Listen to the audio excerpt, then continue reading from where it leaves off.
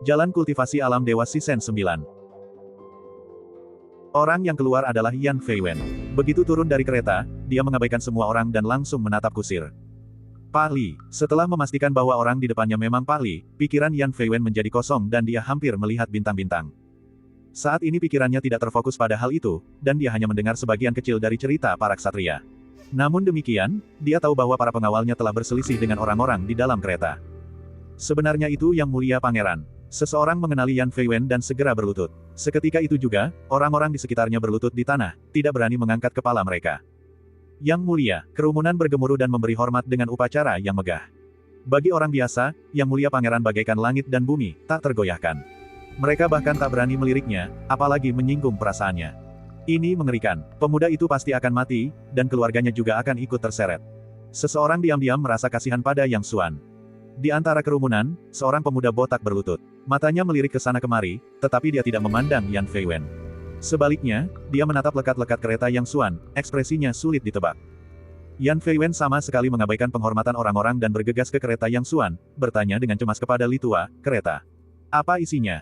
Li Tua perlahan berdiri, berniat memberi hormat dengan membungkuk dalam-dalam, tetapi Yan Feiwen menyela dan berkata dengan tergesa-gesa, "Tidak perlu formalitas, keretanya." Li Tua lalu berkata, "Yang Mulia, orang di dalam kereta itu memang Tuan Yang." Bas, Yan Feiwen tiba-tiba merasa seolah-olah palu besar menghantam kepalanya, membuatnya melihat bintang-bintang dan merasa pusing. Tuan Yang, Tuan Yang. Setelah sekian lama, akhirnya ia tersadar dan membungkuk hormat ke arah kereta. Ah! Orang-orang di sekitarnya tampak bingung, tidak percaya dengan apa yang mereka lihat. Apa yang mereka lihat? Yang Mulia Pangeran benar-benar membungkuk kepada kereta biasa itu. Mungkinkah Yang Mulia Kaisar sedang duduk di dalam kereta biasa itu? Jika tidak, mengapa Yang Mulia Pangeran membungkuk kepada kereta kuda? Para ksatria juga tercengang. Mereka menatap kosong ke arah Yan Feiwen, merasa seolah pandangan dunia mereka runtuh dalam sekejap. Terutama ksatria yang menyerang Li Tua, hatinya terasa seperti jatuh dari langit ke jurang tak berujung, dan dia tidak lagi bisa melihat cahaya. Makhluk macam apa yang bisa membuat Yang Mulia Pangeran begitu takut dan cemas? Bagaimana mungkin aku menyinggung makhluk seperti itu dan bahkan berpikir untuk mengulitinya hidup-hidup? Apakah aku sudah kehilangan akal sehat? Untuk sesaat, dia merasa seperti kehilangan akal sehat dan menjadi gila. Bawahanmu cukup arogan. Sebuah dengusan dingin terdengar dari dalam kereta. Yan Feiwen merasakan hawa dingin menjalar di sekujur tubuhnya, dan tubuhnya sedikit gemetar. Dia menatap Li Tua, yang wajahnya juga pucat pasi. Li Tua kemudian perlahan-lahan menceritakan apa yang baru saja terjadi. Sebelum dia selesai berbicara, Yan Feiwen langsung marah. "Para prajurit, tangkap para bajingan yang telah menunggang kuda sembarangan, melukai orang, dan membuat kekacauan di antara rakyat." "Ya," Ma Chao menjawab dengan lantang. Apalagi Yan Feiwen, bahkan dia pun tak bisa menahan diri untuk tidak ingin mencabik-cabik orang-orang ini setelah mendengar alasannya. Yang Mulia Pangeran telah bekerja keras untuk mempertahankan reputasinya yang mulia, hanya untuk kemudian reputasinya dihancurkan oleh para bajingan ini. Mereka benar-benar pantas mati. Tangkap mereka, perintahnya, dan para penjaga di belakangnya bergegas maju dan dengan cepat mengikat orang-orang itu. "Yang Mulia, kami tidak bersalah." Beberapa prajurit, yang masih belum menyadari situasi sebenarnya, berteriak serempak. "Ketidakadilan, mengganggu orang, melukai orang dengan kuda kalian, membunuh kalian pun terlalu ringan bagiku." Yan Feiwen sangat membenci orang-orang ini saat ini. Dia telah bekerja keras untuk membangun hubungan baik dengan Yang Xuan, tetapi orang-orang ini menghancurkannya. Saat ini, dia ingin melahap orang-orang ini hidup-hidup. "Ma Chao!" teriak Yan Feiwen langsung. "Bawahan Anda ada di sini." Ma Chao melangkah maju dan berlutut dengan satu lutut untuk menerima perintah. Orang-orang ini dipenggal di depan umum sebagai tanda penghormatan. "Mengerti," jawab Ma Chao dengan raungan yang menggema. Barulah saat itu para prajurit menyadari betapa besarnya kesalahan mereka. Mereka sangat ketakutan sehingga mengompol dan jatuh tersungkur ke tanah. Ma Chao tidak mempedulikan hal lain. Dia memerintahkan anak buahnya untuk mengangkat orang-orang itu dan melemparkan mereka ke tanah terbuka. Dengan kilatan pedangnya, beberapa kepala jatuh ke tanah. Mendesis. Para saksi mata semuanya tersentak kaget, benar-benar ngeri. Mereka hanya mengkhawatirkan orang-orang di dalam kereta ketika alur cerita berubah secara tak terduga, dan beberapa ksatria dipenggal kepalanya dalam sekejap, membuat semua orang lengah. Pada saat itu, semua orang dipenuhi rasa ingin tahu yang tak terbatas tentang pemilik kereta biasa tersebut. "Tuan-tuan," Yan Feiwen menyatakan kepada kerumunan, "orang-orang ini, dengan mengandalkan nama saya, menindas rakyat jelata dan melukai orang-orang dengan kuda mereka. Mereka telah melanggar hukum kerajaan Yan saya. Oleh karena itu, saya dengan ini memenggal kepala mereka sebagai peringatan bagi orang lain.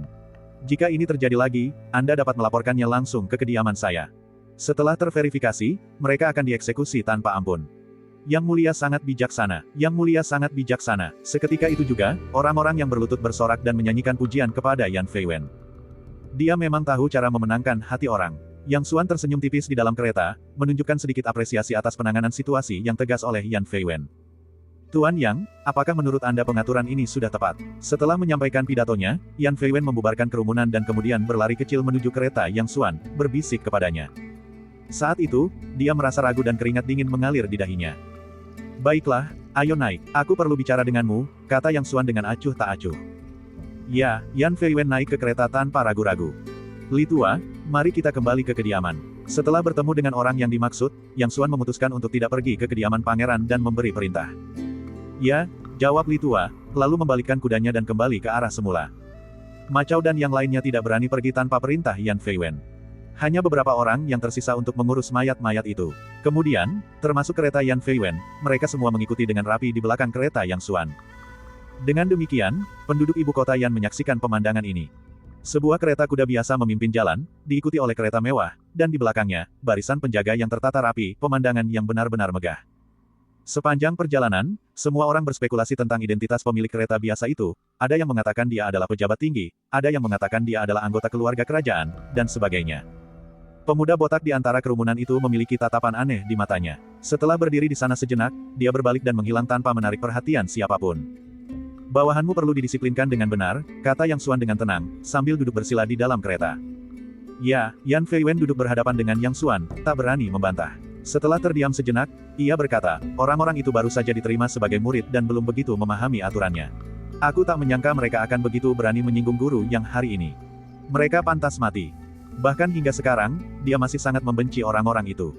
Bajingan itu hampir menghancurkan hubunganku dengan guru Yang, pikir Yan Feiwen getir. Yang Xuan tetap tidak memberikan jawaban pasti, lalu mengganti topik pembicaraan dan berkata, saya akan meninggalkan Yanjing besok. Fondasi keluarga yang di Yanjing tidak stabil, dan kami membutuhkan dukungan Anda yang berkelanjutan. Tentu saja, Yan Feiwen langsung setuju. Dia penasaran mengapa Yang Xuan ingin pergi, tetapi dia tidak berani bertanya. Mengetahui apa yang dipikirkan pria itu, Yang Xuan berkata, aku perlu pergi ke keluarga Lin di kerajaan Cuyun. Jika ada sesuatu, kau bisa mengirim seseorang ke keluarga Lin untuk menemuiku. Keluarga Lin, Yan Feiwen hampir tak bisa menahan rasa ingin tahunya dan bertanya, bolehkah saya bertanya mengapa guru yang pergi ke keluarga Lin? Saat berbicara, ia teringat Lin Suyi dan bertanya-tanya apakah guru yang menyukai teman saudara perempuannya. Sambil berpikir demikian, ia merasakan gelombang kegembiraan. Secara kebetulan Lin Suying dan saudara perempuannya bertemu. Jika Yang Xuan menyukainya, hubungan mereka akan menjadi lebih dekat, yang akan menjadi situasi saling menguntungkan. Yang Xuan tidak repot-repot menjelaskan. Jangan tanya aku tentang itu. Aku akan kembali paling lambat 1 atau 2 bulan lagi. Selama waktu ini, aku berharap tidak ada hal buruk yang terjadi pada keluarga Yang. Yan Feiwen menepuk dadanya dan meyakinkan, Tuan Yang, yakinlah, bahkan jika itu mengorbankan nyawa saya akan melindungi keluarga Yang. Yang Xuan mengangguk, lalu teringat sesuatu dan bertanya, di mana aula guru? Apakah perlu kukatakan padamu? Yan Feiwen berkata, tidak perlu. Guru Sun Linlian sudah lama ditempatkan di aula guru besar. Para pelindung nasional lainnya bebas datang dan pergi sesuka hati. Mereka hanya perlu membantu ketika sesuatu terjadi pada kerajaan Yan. Yang Xuan mengerti, lalu bertanya, seberapa banyak yang kau ketahui tentang Sui? Yan Feiwen awalnya terkejut, lalu sangat gembira. Guru yang ternyata memanggil Lin Suyi dengan sebutan, Suyi, alih-alih, Nona Lin. Pesan apa yang ingin dia sampaikan? Wajar jika dia terlalu banyak berpikir. Di dunia ini, ada banyak aturan tentang bagaimana seseorang menyapa seorang gadis yang belum menikah kecuali jika mereka sangat dekat. Bagi Yang Xuan untuk memanggilnya dengan nama depannya seperti ini pasti berarti hubungan mereka telah mencapai tahap tertentu. Ia sama sekali tidak menyadari bahwa Yang Xuan pada dasarnya adalah manusia biasa dan tidak peduli dengan hal-hal tersebut. Nona Lin adalah putri tunggal Lin Zhengfan, kepala keluarga Lin di kerajaan Cuyun. Dia juga memiliki seorang adik laki-laki, tetapi adiknya menderita penyakit mematikan dan tidak pernah meninggalkan keluarga Lin. Keluarga Lin cukup berpengaruh di kota Luoyun, ibu kota kerajaan Cuyun, dan memiliki hubungan bisnis dengan negara-negara tetangga, sehingga mereka sangat kaya. Yan Feiwen menceritakan apa yang dia ketahui. Yang Xuan mengangguk, lalu membuat beberapa pengaturan. Melihat bahwa mereka hampir sampai di kediaman Yang, dia menyuruh Yan Feiwen pergi. Setelah kembali ke kediaman Yang, ia memanggil Yang Qingshan dan beberapa tetua untuk menyelesaikan beberapa masalah yang memerlukan perhatian. Setelah menyelesaikan pekerjaannya, Xiaodi menyajikan secangkir teh wangi malam gelap kepada Yang Xuan. Teh ini dikirim oleh Yan Feiwen, dan Yang Xuan pun menyukai rasanya, menikmatinya setiap hari. Saat itu, dia menggelengkan kepala dan tersenyum getir. Barulah saat itu dia menyadari bahwa dia bisa saja mengirim seseorang untuk mengundang Yan Feiwen langsung, tetapi dia malah pergi sendiri ke tempat Yan Feiwen, yang sebenarnya tidak perlu. Pada akhirnya, semuanya bermuara pada tidak melakukan pertukaran identitas.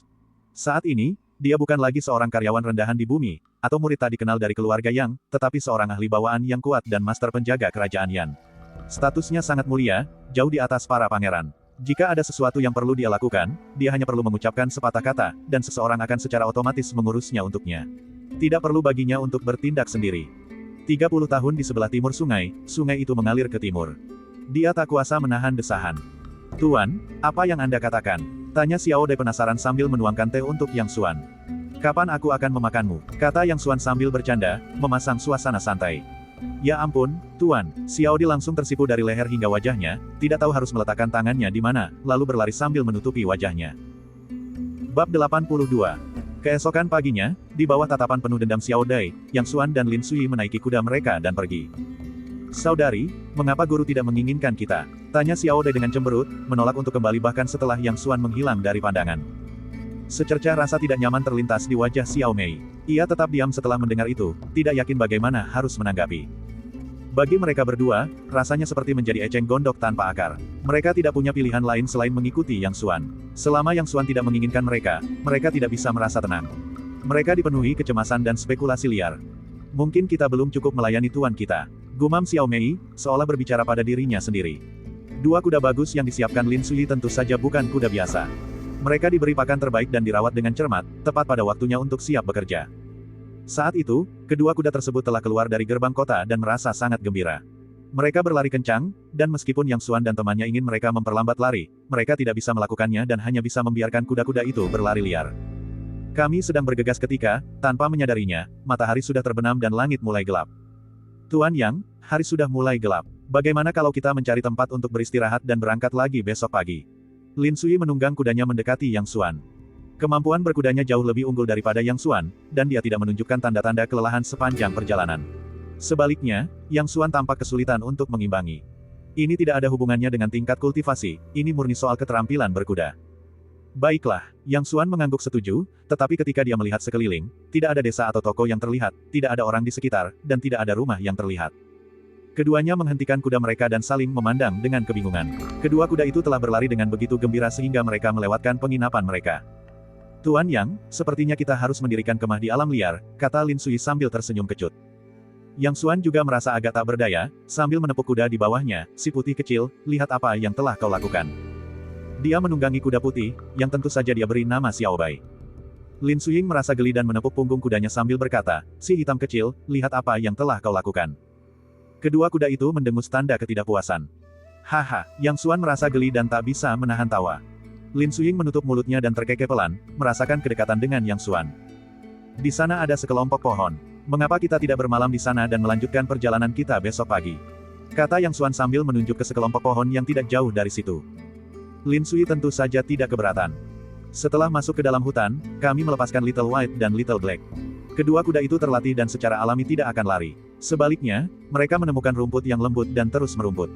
Yang Xuan melihat sekeliling. Ada sebuah lahan terbuka kecil di hutan, yang tidak buruk.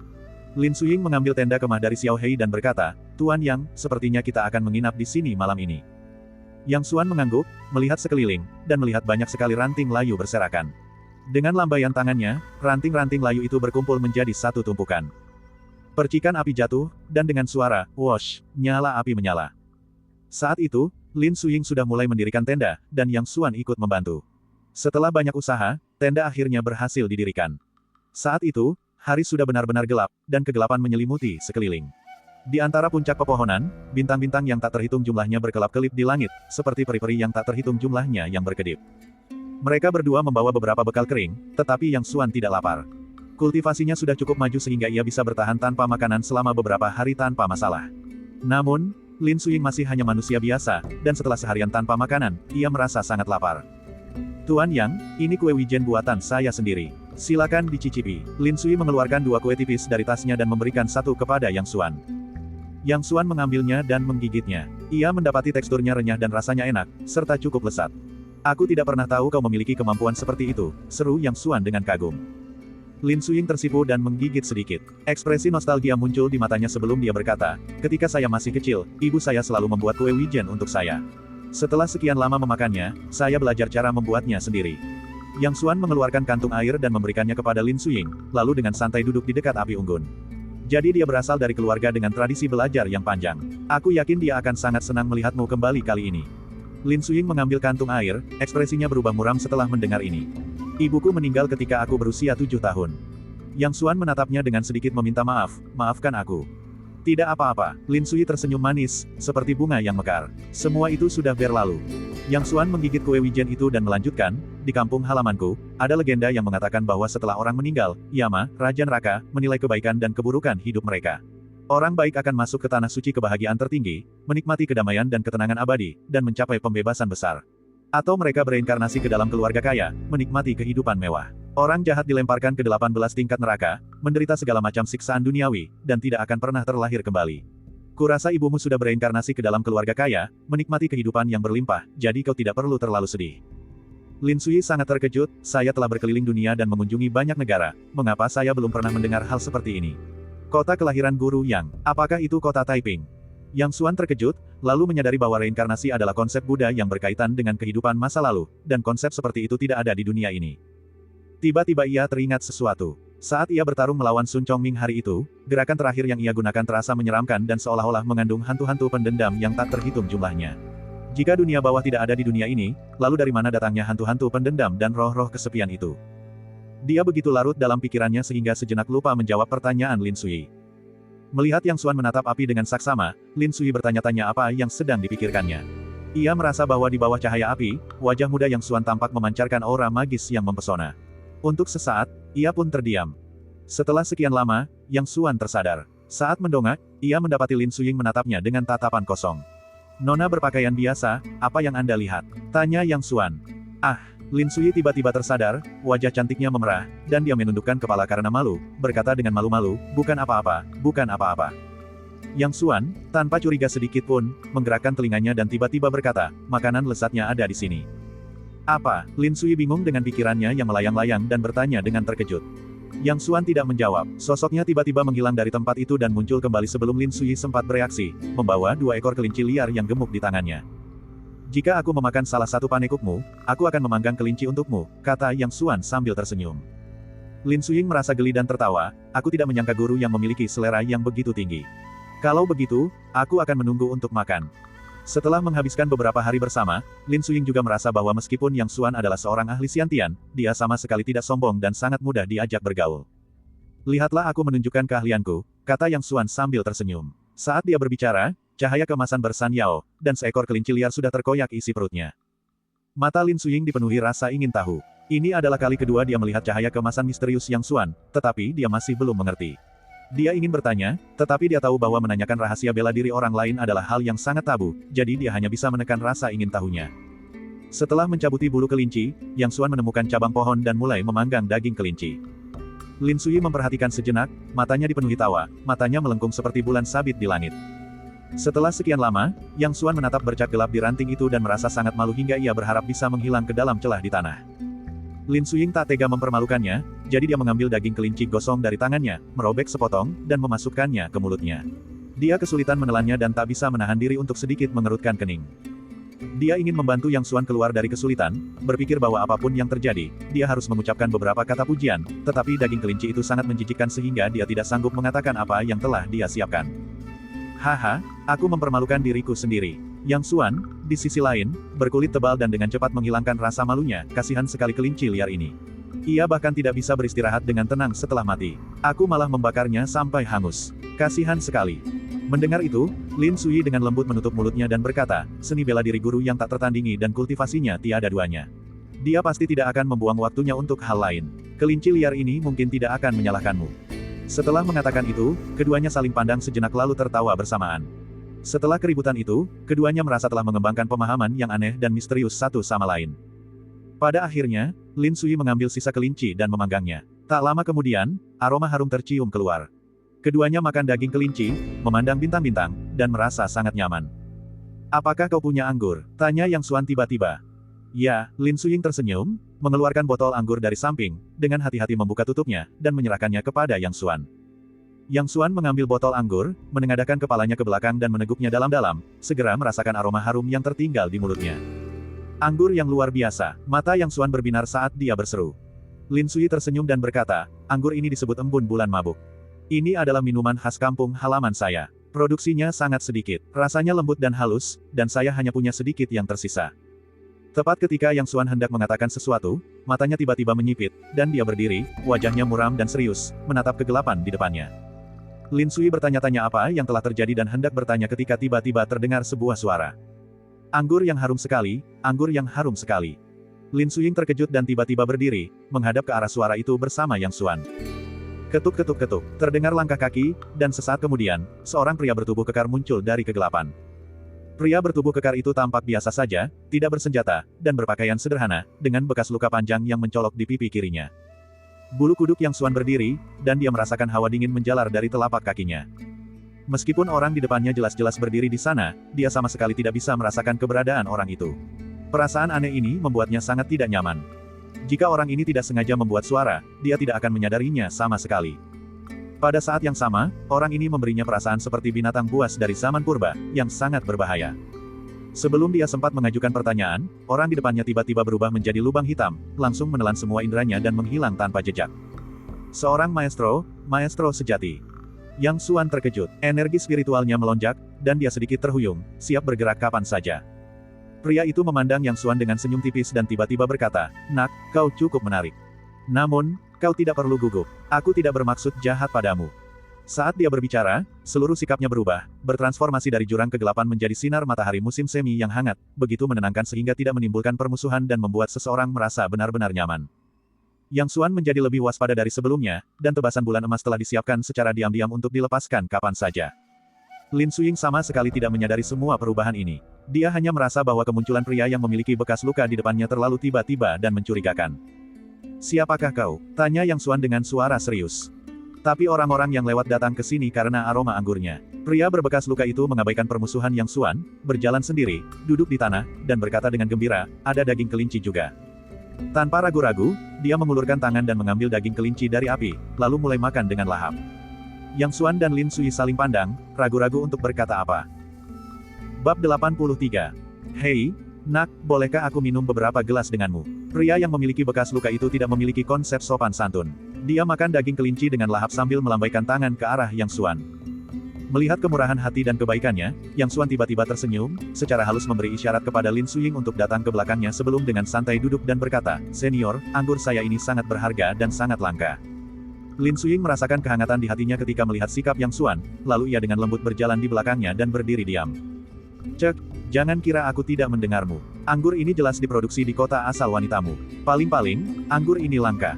Bagaimana bisa dianggap berharga?" kata pria berbekas luka itu dengan nada menghina. Ketika Lin Sui mendengar dia menyebutnya sebagai wanita Yang Xuan, wajahnya memerah. Dia ingin membantah, tetapi tahu itu bukan waktu yang tepat, jadi dia mengurungkan niatnya. Namun, perasaan aneh muncul dalam dirinya. Yang Xuan terkekeh. Meskipun orang di depannya memancarkan aura yang sangat berbahaya, dan bahkan mungkin dia bukan tandingan orang itu tampaknya tidak bermusuhan. Dia mungkin hanya lewat saja. Dia mengulurkan tangan dan melemparkan kantong anggur itu keluar. Raksasa yang memiliki bekas luka itu mengambil kantung anggur, dan tanpa menengadahkan kepalanya, anggur di dalamnya telah berubah menjadi aliran cairan, seperti naga hijau yang menghisap air, dan masuk ke mulutnya. Teguk, teguk. Jakun pria yang memiliki bekas luka itu terus bergerak naik turun, dan dalam waktu singkat, seluruh kantung anggur terisi penuh dengan anggur berkualitas dan menelannya semua. Senang.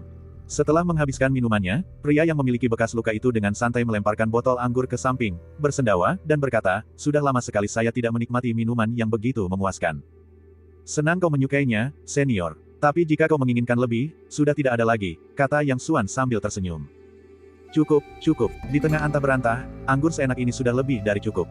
Pria yang memiliki bekas luka itu tertawa terbahak-bahak, memasukkan potongan terakhir daging kelinci ke mulutnya, dan menelannya utuh, beserta tulangnya, tanpa mengunyah sedikitpun. "Aku tidak pernah berhutang budi pada siapapun seumur hidupku, tetapi sekarang setelah aku berbagi sebotol anggur berkualitas dan setengah kelinci dengan kalian berdua, aku tidak bisa makan dan minum secara cuma-cuma." Pria berbekas luka itu menatap Yang Xuan, ekspresinya sedikit berubah. Dia berkata dengan aneh, "Kultivasimu cukup aneh. Kau tampak seperti orang biasa, tetapi di saat berikutnya kau tampak tak terduga. Sungguh aneh, tetapi kau pasti seorang kultivator Xiantian, bawaan." Dia mendecakkan lidah karena takjub, "Dilihat dari usiamu, seharusnya kau belum berusia 30 tahun, namun kau sudah memasuki alam bawaan. Itu benar-benar langka. Di usiamu, aku masih berjuang di alam yang diperoleh." Dia berbicara terus terang dan terbuka, seperti matahari yang bersinar terang, tanpa sedikitpun kesan kemunafikan atau kepura-puraan. Yang Xuan tersenyum dan berkata, senior terlalu baik. Saya baru saja memasuki alam bawaan dan saat ini baru berada di alam 100 langit tersebar. Pria yang memiliki bekas luka itu tertawa terbahak-bahak, baiklah, aku akan mengajarimu beberapa gerakan teknik tinju bawaan, yang juga akan menjadi tanda persahabatan kita sambil menikmati anggur berkualitas. Mata Yang Xuan sedikit berkedip. Orang di depannya sulit dipahami. Tingkat kultivasinya jelas lebih tinggi dari Yixiantian, atau bahkan lebih dalam. Teknik tinjunya tentu bukan sesuatu yang biasa. Sejauh ini, satu-satunya teknik tempur bawaan yang pernah dilihatnya adalah jurus Vajra King Fist yang digunakan oleh Sun Zan di kota Taiping dan teknik pedang tarian salju milik Sun Chongming, yang keduanya sangat ampuh. Meskipun dia tidak dapat mengembangkan teknik bela diri bawaan, akan lebih baik jika dia dapat menggunakannya sebagai referensi atau bahkan mewariskannya kepada keluarga Yang. Sambil memikirkan hal itu, dia berdiri dan dengan hikmat menyatukan kedua tangannya sebagai tanda terima kasih kepada pria yang memiliki bekas luka itu, sambil berkata, junior ini berterima kasih kepada Anda, senior. Haha, kau memang sangat kolot, tapi kejujuranmu itu sangat cocok untukku. Jika kau membuat alasan dan bersikap sok, aku akan memandang rendahmu. Pria yang memiliki bekas luka itu tertawa terbahak-bahak, memancarkan aura kebanggaan heroik. Lin Suying juga berdiri, sedikit membungkuk dan berkata, senior, kalau begitu saya pamit. Dalam pewarisan keterampilan bela diri, sangat tabu bagi siapapun untuk menonton. Seperti pepatah mengatakan, rahasia tidak boleh diwariskan kepada 6 telinga, dan itulah tepatnya yang terjadi. Tidak apa-apa, jika kau bisa memahaminya, itu adalah keahlianmu. Pria yang memiliki bekas luka itu sama sekali tidak peduli. Melihat perkataan itu, Lin Sui berhenti bersikeras dan mundur beberapa langkah. Mengatakan bahwa Anda tidak tertarik pada seni bela diri bawaan adalah sebuah kebohongan. Raksasa yang penuh bekas luka itu berdiri, memancarkan aura kesombongan, perhatikan baik-baik, aku hanya akan mendemonstrasikannya sekali. Seberapa banyak yang dapat kau pahami bergantung pada keberuntunganmu. Setelah mengatakan itu, dia tiba-tiba berhenti, dan sesaat kemudian, dia melayangkan pukulan. Bang! Sebuah ledakan keras tiba-tiba terdengar di kehampaan. Udara di sekitar kepalan tangan pria yang penuh bekas luka itu tiba-tiba menyusut dan kemudian meledak. Sebuah pohon besar yang membutuhkan 3 orang untuk mengelilinginya tiba-tiba berubah menjadi debu. Lin Sui tampak bingung. Meskipun pukulannya kuat, itu jauh dari kemampuan bertarung bawaan yang dia bayangkan. Ekspresi Yang Xuan berubah, dan dia tiba-tiba terkejut. Bum bum bum bum. Tiba-tiba, seluruh hutan lebat dipenuhi dengan suara dentuman, dan dalam sekejap, pepohonan tinggi yang tak terhitung jumlahnya berubah menjadi debu akibat pukulan itu. Lin Sui terkejut. Baru sekarang dia menyadari bahwa dia telah bersikap bodoh dan meremehkan seni bela diri bawaan. Dia bahkan tidak bisa membayangkan kekuatan orang seperti itu, dia tidak percaya bahwa kekuatan manusia bisa mencapai tingkat seperti itu. Yang Xuan juga agak terkejut. Sejujurnya, dia juga bisa menghancurkan semua pohon di hutan lebat itu menjadi berkeping-keping, tetapi dia tidak bisa melakukannya dengan santai dan mudah seperti raksasa yang memiliki bekas luka itu. Inilah yang saya rasakan ketika memandang laut di malam hari, ombaknya bergelombang dan bergejolak. Pukulan ini membutuhkan pola pikir yang berani dan tegas, untuk terus maju, sehingga pukulan itu bisa sangat dahsyat. Ini tentang menjadi tak terhentikan, seperti ombak laut, satu ombak demi satu ombak. Raksasa yang penuh bekas luka itu kini tampak seperti dewa, tubuhnya berdiri tegak dan megah seperti gunung. Perhatikan pukulan ini lagi. Dengan itu, pria yang memiliki bekas luka itu melayangkan pukulan lagi. Begitu dia melayangkan pukulan itu, lautan luas tiba-tiba muncul di hadapan mata Yang Xuan, dengan ombak yang bergejolak dan awan gelap menutupi langit. Boom! Suara gemuruh petir tiba-tiba terdengar, dan sesaat kemudian, tetesan hujan besar yang tak terhitung jumlahnya bergemuruh dan menghantam langit.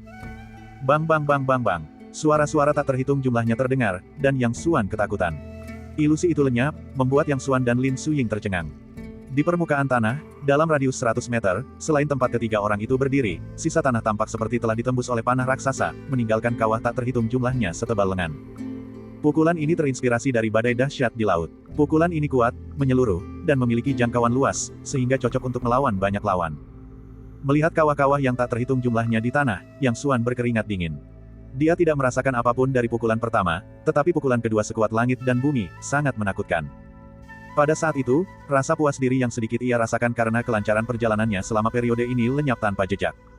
Sejujurnya, banyaknya musuh kuat yang telah tumbang di hadapannya selama periode ini telah membuatnya agak lengah. Namun sekarang, setelah terbangun oleh 2 pukulan dari raksasa yang penuh bekas luka ini, dia tidak lagi berani meremehkan para pahlawan dunia. Ada 1 pukulan lagi, yang paling kuat, tetapi juga paling banyak menghabiskan energi bawaan. Pukulan ini sebaiknya tidak digunakan kecuali benar-benar diperlukan. Suara pria yang memiliki bekas luka itu seolah datang dari langit, seperti guntur yang bergemuruh. Sambil berbicara, dia melompat ke udara dan melayangkan pukulan dari atas. Minumlah, teriaknya, menyebabkan gunung-gunung runtuh dan bumi terbelah. Ledakan. Tiba-tiba, sebuah gunung berapi besar meletus di depan mata Yang Xuan, menghujani bebatuan dan lava yang tak terhitung jumlahnya seperti sungai merah tua, mengancam akan membakar dan menenggelamkan segala sesuatu di dunia. Sesaat kemudian, Yang Xuan merasa dirinya secara tidak sadar tertarik ke arah gunung berapi, seolah-olah kekuatan dahsyat menariknya menuju kematian. Yang Xuan terkejut, energi spiritualnya melonjak, dan dia tiba-tiba berhenti. Ketika dia melihat Lin Suying, dia menyadari bahwa gadis itu sudah terbang ke jangkauan tinju pria besar itu. Yang Xuan dengan cepat mengulurkan tangan dan memeluk Lin Suyi, sambil diam-diam mengirimkan aliran energi spiritual elemen kayu ke dalam tubuhnya untuk membantunya menenangkan energi internalnya yang tak terkendali. Tidak, jika pukulan ini dilayangkan, kalian semua akan terluka. Tiba-tiba, gunung berapi di langit menghilang, angin dan ombak mereda, langit malam kembali normal, dan bintang-bintang berkelap-kelip, seolah-olah tidak terjadi apa-apa. Jika bukan karena kekacauan di tanah, orang akan mengira mereka sedang bermimpi. Total 3 pukulan, rumusnya sebagai berikut, mohon hafalkan. Pria yang penuh bekas luka itu mendarat di tanah, seolah tidak melakukan apapun, napasnya teratur. Sebuah mantra terdengar di telinga Yang Xuan. Dihadapkan dengan teknik tinju yang tak tertandingi itu, Yang Xuan tidak berani lengah dan segera mencoba menghafalnya. Setelah Yang Xuan menghafalnya sekali, pria yang memiliki bekas luka itu merasa puas dan mengangguk berulang kali. Nak, 3 pukulan ini akan memberimu sebotol anggur berkualitas dan setengah kelinci. Apakah kau puas? Pria berbekas luka itu tertawa terbahak-bahak. Senior terlalu baik, bisa menerima keahlian yang tak tertandingi dari Anda adalah suatu kehormatan besar bagi saya, kata Yang Xuan dengan hormat, sepenuhnya yakin saat ini. Hahaha, bagus sekali, aku pergi dulu, sampai jumpa lagi kalau takdir mengizinkan. Sebelum selesai berbicara, dia sudah menghilang, hanya meninggalkan kata-kata, aku lupa memberitahumu, 3 pukulan ini hanya bisa dilakukan dengan celah sempit di langit. Jangan lupa. Senior, Anda masih belum memberitahu saya nama rangkaian teknik tinju ini. Tanya Yang Xuan dengan lantang. Kenapa aku lupa memberinya nama? Tidak apa-apa, beri nama apapun yang kau suka. Suara itu terdengar dari kejauhan, lalu menghilang tanpa jejak. Yang Xuan terdiam, dia tidak pernah menyangka bahwa teknik tinju sekuat itu bahkan tidak memiliki nama. Itu benar-benar permata yang selama ini tersembunyi. Mengingat 3 pukulan yang baru saja diterimanya, ia menyadari bahwa ia telah meremehkan semua pahlawan di bawah langit. Namun, ia tidak meremehkan dirinya sendiri. Jalan kultivasi adalah jalan melawan langit, dan suatu hari nanti ia akan berdiri di puncak dunia ini dan memandang rendah semua yang ada di bawah langit. Bisakah kau menurunkanku dulu? Tanya Lin Suying malu-malu, sambil bersandar di pelukan Yang Xuan. Yang Xuan kemudian teringat bahwa dia masih menggendong seseorang, tertawa, dan menurunkan Lin Suyi. Senior itu memang orang yang luar biasa, tapi aku tidak tahu harus memanggilnya apa. Melepaskan pelukan Yang Xuan, Lin Suying sedikit tersipu dan dengan cepat mengganti topik pembicaraan. Pakar senior, Anda seperti naga yang kepalanya terlihat tetapi ekornya tidak. Jika kita ditakdirkan untuk bertemu lagi, kita akan bertemu lagi. Tidak perlu memaksakannya, kata Yang Xuan dengan santai. Setelah merasakan kekuatan ketiga pukulan itu, dia sangat terinspirasi dan memperoleh wawasan baru tentang penerapan energi spiritual, dan bersemangat untuk mempraktikannya saat itu juga. Meskipun dia tidak berlatih seni bela diri, selalu ada kesamaan dalam kekuatan. Jika dia menggunakan energi spiritual untuk mensimulasikan kekuatan bawaan, dia mungkin bisa menciptakan kembali ketiga pukulan itu. Namun, saat itu belum waktu yang tepat, jadi dia hanya bisa menekan pikirannya dan membuat rencana untuk nanti. Melihatnya sedang melamun, Lin Suyi tahu dia sedang mengingat kejadian sebelumnya, jadi dia tidak berani mengganggunya dan diam-diam berdiri di samping untuk menunggu. Setelah beberapa saat, Yang Xuan tersadar dan melihat Lin Suying berdiri di sampingnya, matanya yang indah diam-diam memperhatikannya. Ia tak kuasa menahan senyum tipis dan berkata, aku tak menyangka bahwa setengah kelinci dan sebotol anggur berkualitasmu bisa ditukar dengan satu set teknik bela diri bawaan. Aku telah mendapat manfaat dari kebaikanmu. Lin Suyi tersenyum manis mendengar ini, tidak, senior itu memang bermaksud mengajarimu teknik tinju.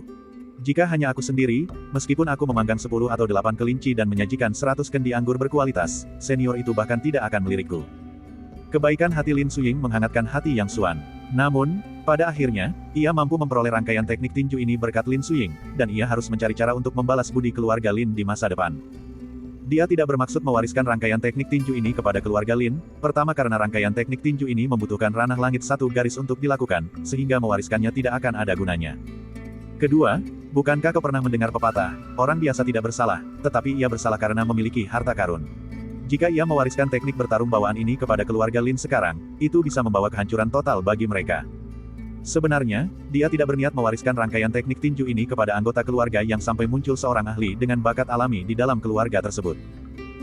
Bab 84. Tidak terjadi apapun malam itu, dan keduanya tidak merasa mengantuk. Setelah beristirahat sejenak, hari sudah terang benderang. Setelah semuanya siap, keduanya menaiki kuda mereka dan berangkat. Kedua kuda yang bagus itu entah bagaimana menghilang tadi malam, namun mereka sama sekali tidak terluka, yang membuat Yang Xuan takjub. Keduanya melanjutkan perjalanan mereka tanpa insiden. Mereka berangkat saat matahari terbit dan beristirahat saat matahari terbenam. Setelah beberapa hari, rasa canggung di antara keduanya menghilang, dan mereka berdua merasa jauh lebih dekat satu sama lain. Saat itu hampir senja ketika kejadian ini terjadi. Keduanya sedang dalam perjalanan ketika tiba-tiba mereka melihat sebuah konvoi di depan. Kafilah itu terdiri dari sekitar 200 orang dan sejumlah besar gerobak yang ditarik kuda yang membawa barang. Jelas sekali bahwa ini adalah karavan yang besar. Karena saat itu tidak ada orang di sekitar, keduanya saling bertukar pandang dan sama-sama memahami maksud satu sama lain. Yang Xuan tersenyum tipis dan berkata, "Sui, sepertinya kau memiliki pemikiran yang sama denganku." Lin Suying tersenyum manis dan berkata, "Dilihat dari penampilan mereka, mereka juga akan mendirikan kemah. Kenapa kita tidak pergi dan meminta penginapan untuk malam ini? Setidaknya ada air panas. Itu sangat cocok untukku." Yang Xuan tertawa terbahak-bahak, lalu dengan lembut memacu kudanya dan berlari kencang ke depan. Lin Suying terkekeh pelan dan mengikuti dari belakang. Berhenti. Yang Xuan berlari mendekati kafilah dan melihat seorang pria bertubuh kekar dengan janggut lebat berpakaian seperti seorang ahli bela diri memimpin selusin penjaga keluar dari kafilah.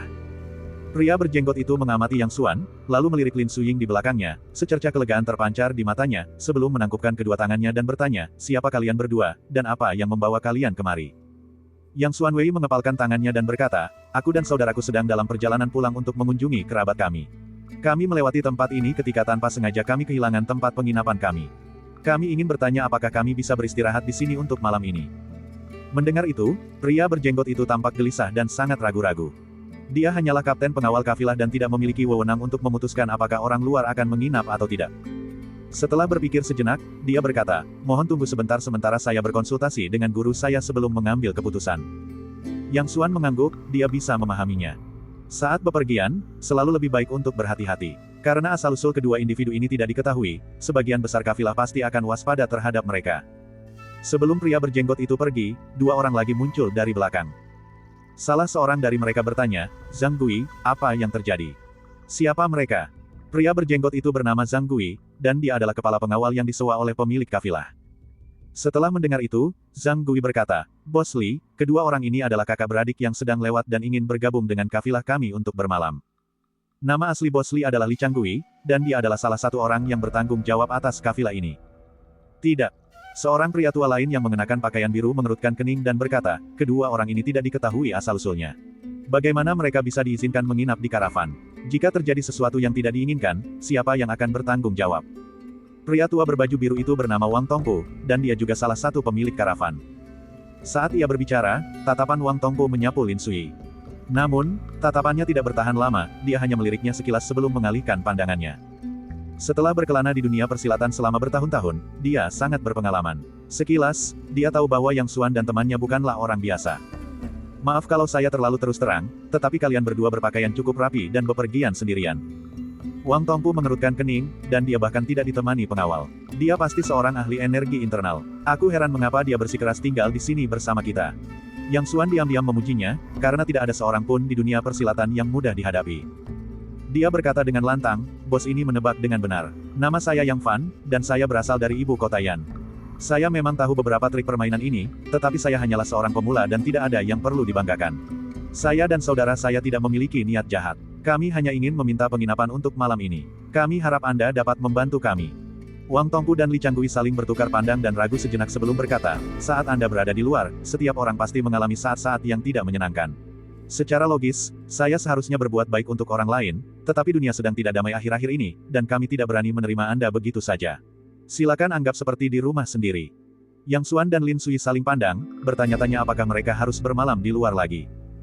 Saat itu, Zhang Gui tak tahan lagi dan memohon, "Tuan-tuan, mereka sepertinya bukan orang jahat. Hari sudah larut, dan tidak ada desa atau toko di sekitar sini. Hewan liar sering berkeliaran di sini, jadi sangat berbahaya. Mengapa Anda tidak membantu kami?" Ekspresi Wang Tongpo berubah, dan dia berteriak, "Zhang Gui, jangan lupakan posisimu. Kau hanya seorang penjaga yang kami pekerjakan. Lakukan saja pekerjaanmu." Tak berdaya, Zhang Gui hanya bisa mengalihkan perhatiannya kepada Li Changgui. Li Changgui ragu sejenak, merasakan sedikit rasa iba. Dia melirik Yang Xuan dan pria lainnya lagi sebelum berkata kepada Wang Tongpo, "Tetua Wang, kedua orang ini sepertinya bukan orang jahat. Seharusnya tidak ada masalah." Wang Tongpo menegur, "Changgui, ini bukan pertama kalinya kau menjelajahi dunia persilatan. Kau seharusnya tahu betapa berbahayanya dunia persilatan, dan betapa tidak dapat dipercayanya orang lain. Bagaimana kau bisa begitu mudah mempercayai orang lain?" Li Changgui berkata sambil tersenyum, "Wang tua, seperti kata pepatah, berbuat baik kepada orang lain berarti berbuat baik kepada diri sendiri. Kurasa tidak ada yang salah dengan mereka berdua, jadi izinkan mereka menginap." Terserah kamu saja, tapi jika terjadi sesuatu yang tidak diinginkan, kamu akan bertanggung jawab penuh." Melihat bahwa ia tidak bisa membujuknya berubah pikiran, Wang Tongpu mendengus dingin dan berbalik untuk pergi. Li Changgui tersenyum pasrah dan berkata kepada Yang Xuan, "Adikku, Wang tua hanyalah orang yang berhati-hati, jangan hiraukan dia." Yang Xuan mengepalkan kedua tangannya dan berkata, "Tidak apa-apa, tapi terima kasih, Bos Li." Li Changgui mengangguk dan berkata kepada Zhang Gui, "Aturlah urusan untuk mereka berdua." Setelah mengatakan itu, dia berbalik dan pergi. Zhang Gui tersenyum pada Yang Xuan dan berkata, "Saudaraku, kau beruntung. Bos Li terkenal karena kebaikan dan kesediaannya membantu. Jika kau bertemu dengan kafilah lain, mereka pasti tidak akan menyetujui hal ini." Yang Xuan juga tersenyum dan berkata, "Bagaimanapun, terima kasih banyak, Kakak Zhang." "Tidak masalah." Zhang Gui mengepalkan tangannya memberi hormat dan berkata, "Ikutlah denganku." Ketika Li Changgui kembali ke kafilah, beberapa orang lagi berkumpul di sekelilingnya. "Pak Li, apa yang terjadi?" tanya seseorang. "Dua pelancong yang bepergian sendirian sedang mencari penginapan," jawab Tuan Li. "Kamu juga bukan orang baru di dunia ini, bagaimana bisa kamu menerima orang asing?" Seseorang sangat tidak puas, dan wajahnya berubah jelek. Sebelum Li Changgui sempat berbicara, orang lain mengeluh, "Kurasa kita sebaiknya mengusir mereka sekarang untuk menghindari masalah." Li Changgui berkata, "Saat bepergian, setiap orang pasti mengalami saat-saat yang tidak menyenangkan. Bantulah jika Anda bisa. Jika terjadi sesuatu yang tidak diinginkan, mari kita lihat apakah kamu bisa bertanggung jawab." "Saya akan bertanggung jawab jika terjadi sesuatu yang tidak diinginkan." Li Changgui berkata dengan tidak senang. Melihat ucapan Li Changgui, yang lain tidak berkata apa-apa lagi dan pergi dengan lesu. Mengikuti Zhang Gui, Yang Xuan dan Lin Sui memasuki kafilah. Pada saat itu, rombongan sudah mulai mendirikan kemah, membuat api unggun dan memasak, dan semuanya tampak berjalan dengan tertib. Saat Yang Xuan dan Lin Suying berjalan lewat, kerumunan orang hanya melirik dengan rasa ingin tahu tetapi tidak mengajukan pertanyaan apapun, yang jelas menunjukkan bahwa mereka adalah individu yang terlatih dengan baik. "Saudara laki-laki, saudara perempuan, apakah kalian juga berbisnis?" Tiba-tiba, seorang gadis kecil, berusia sekitar 6 atau 7 tahun, dengan wajah yang lembut, berlari mendekat, mengedipkan mata besarnya yang penuh rasa ingin tahu seperti bintang-bintang di langit. "Burung pipit kecil, jangan berlarian." Kemudian seorang wanita berlari mendekat, meraih gadis kecil itu, dan memberikan senyum permintaan maaf kepada Yang Xuan dan Lin Sui. Si burung pipit kecil juga berbisnis. Gadis kecil itu memanggil Yang Xuan, dia sangat imut. Lin Sui merasa geli dan merasakan gelombang kasih sayang padanya. Dia tersenyum dan berkata, "Adikku, kami bukan sedang berbisnis. Kami hanya lewat dan mencari penginapan. Kami bukan pebisnis, jadi apakah Anda punya sesuatu untuk dijual?" Burung pipit kecil itu tidak menyerah dan terus mengajukan pertanyaan karena penasaran. Melihat bahwa wanita itu menarik perhatiannya, Yang Xuan tersenyum dan berkata, "Untuk saat ini tidak ada yang bisa dijual. Jika ada, saya akan memberitahu Anda. Tapi Anda akan menggunakan apa untuk membelinya?" Dia juga merasa gadis kecil di depannya sangat lucu, dan hatinya yang seperti anak kecil pun tergerak. "Saya punya ini."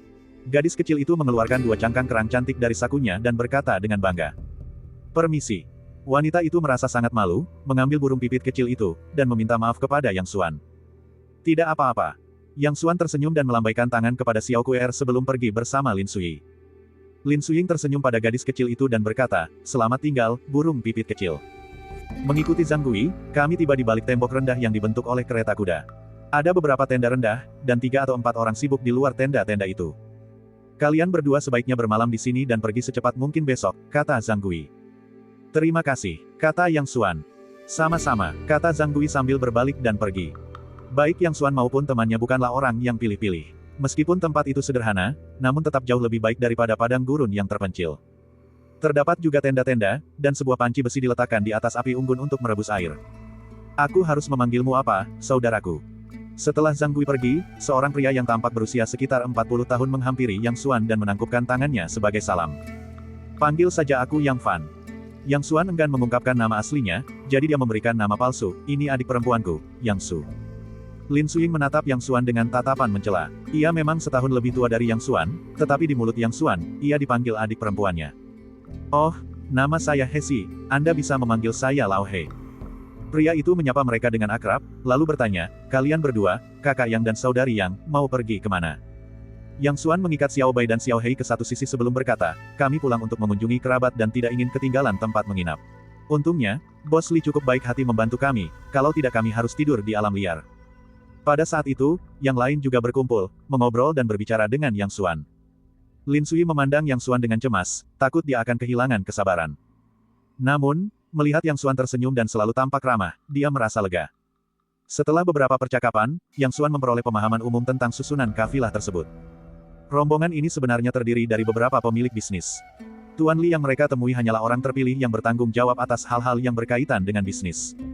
Selain 50 penjaga bayaran, rombongan itu sebagian besar terdiri dari orang-orang biasa yang bekerja untuk para pemiliknya. Sebagai contoh, Hesi, yang berada tepat di depan kita, telah mengikuti Bos Li sejak kecil, berkeliling negeri dan telah mengalami banyak kesulitan. Nona Yang, minumlah air panas. Seorang pemuda membawakan secangkir air panas, wajahnya yang gelap memerah, dan dia tampak cukup malu. Yang Xuan memandang Lin Sui dengan setengah tersenyum, membuat Lin Sui tersipu. Selain Hetua, yang sudah cukup tua, yang lainnya semuanya adalah pemuda berusia 20-an.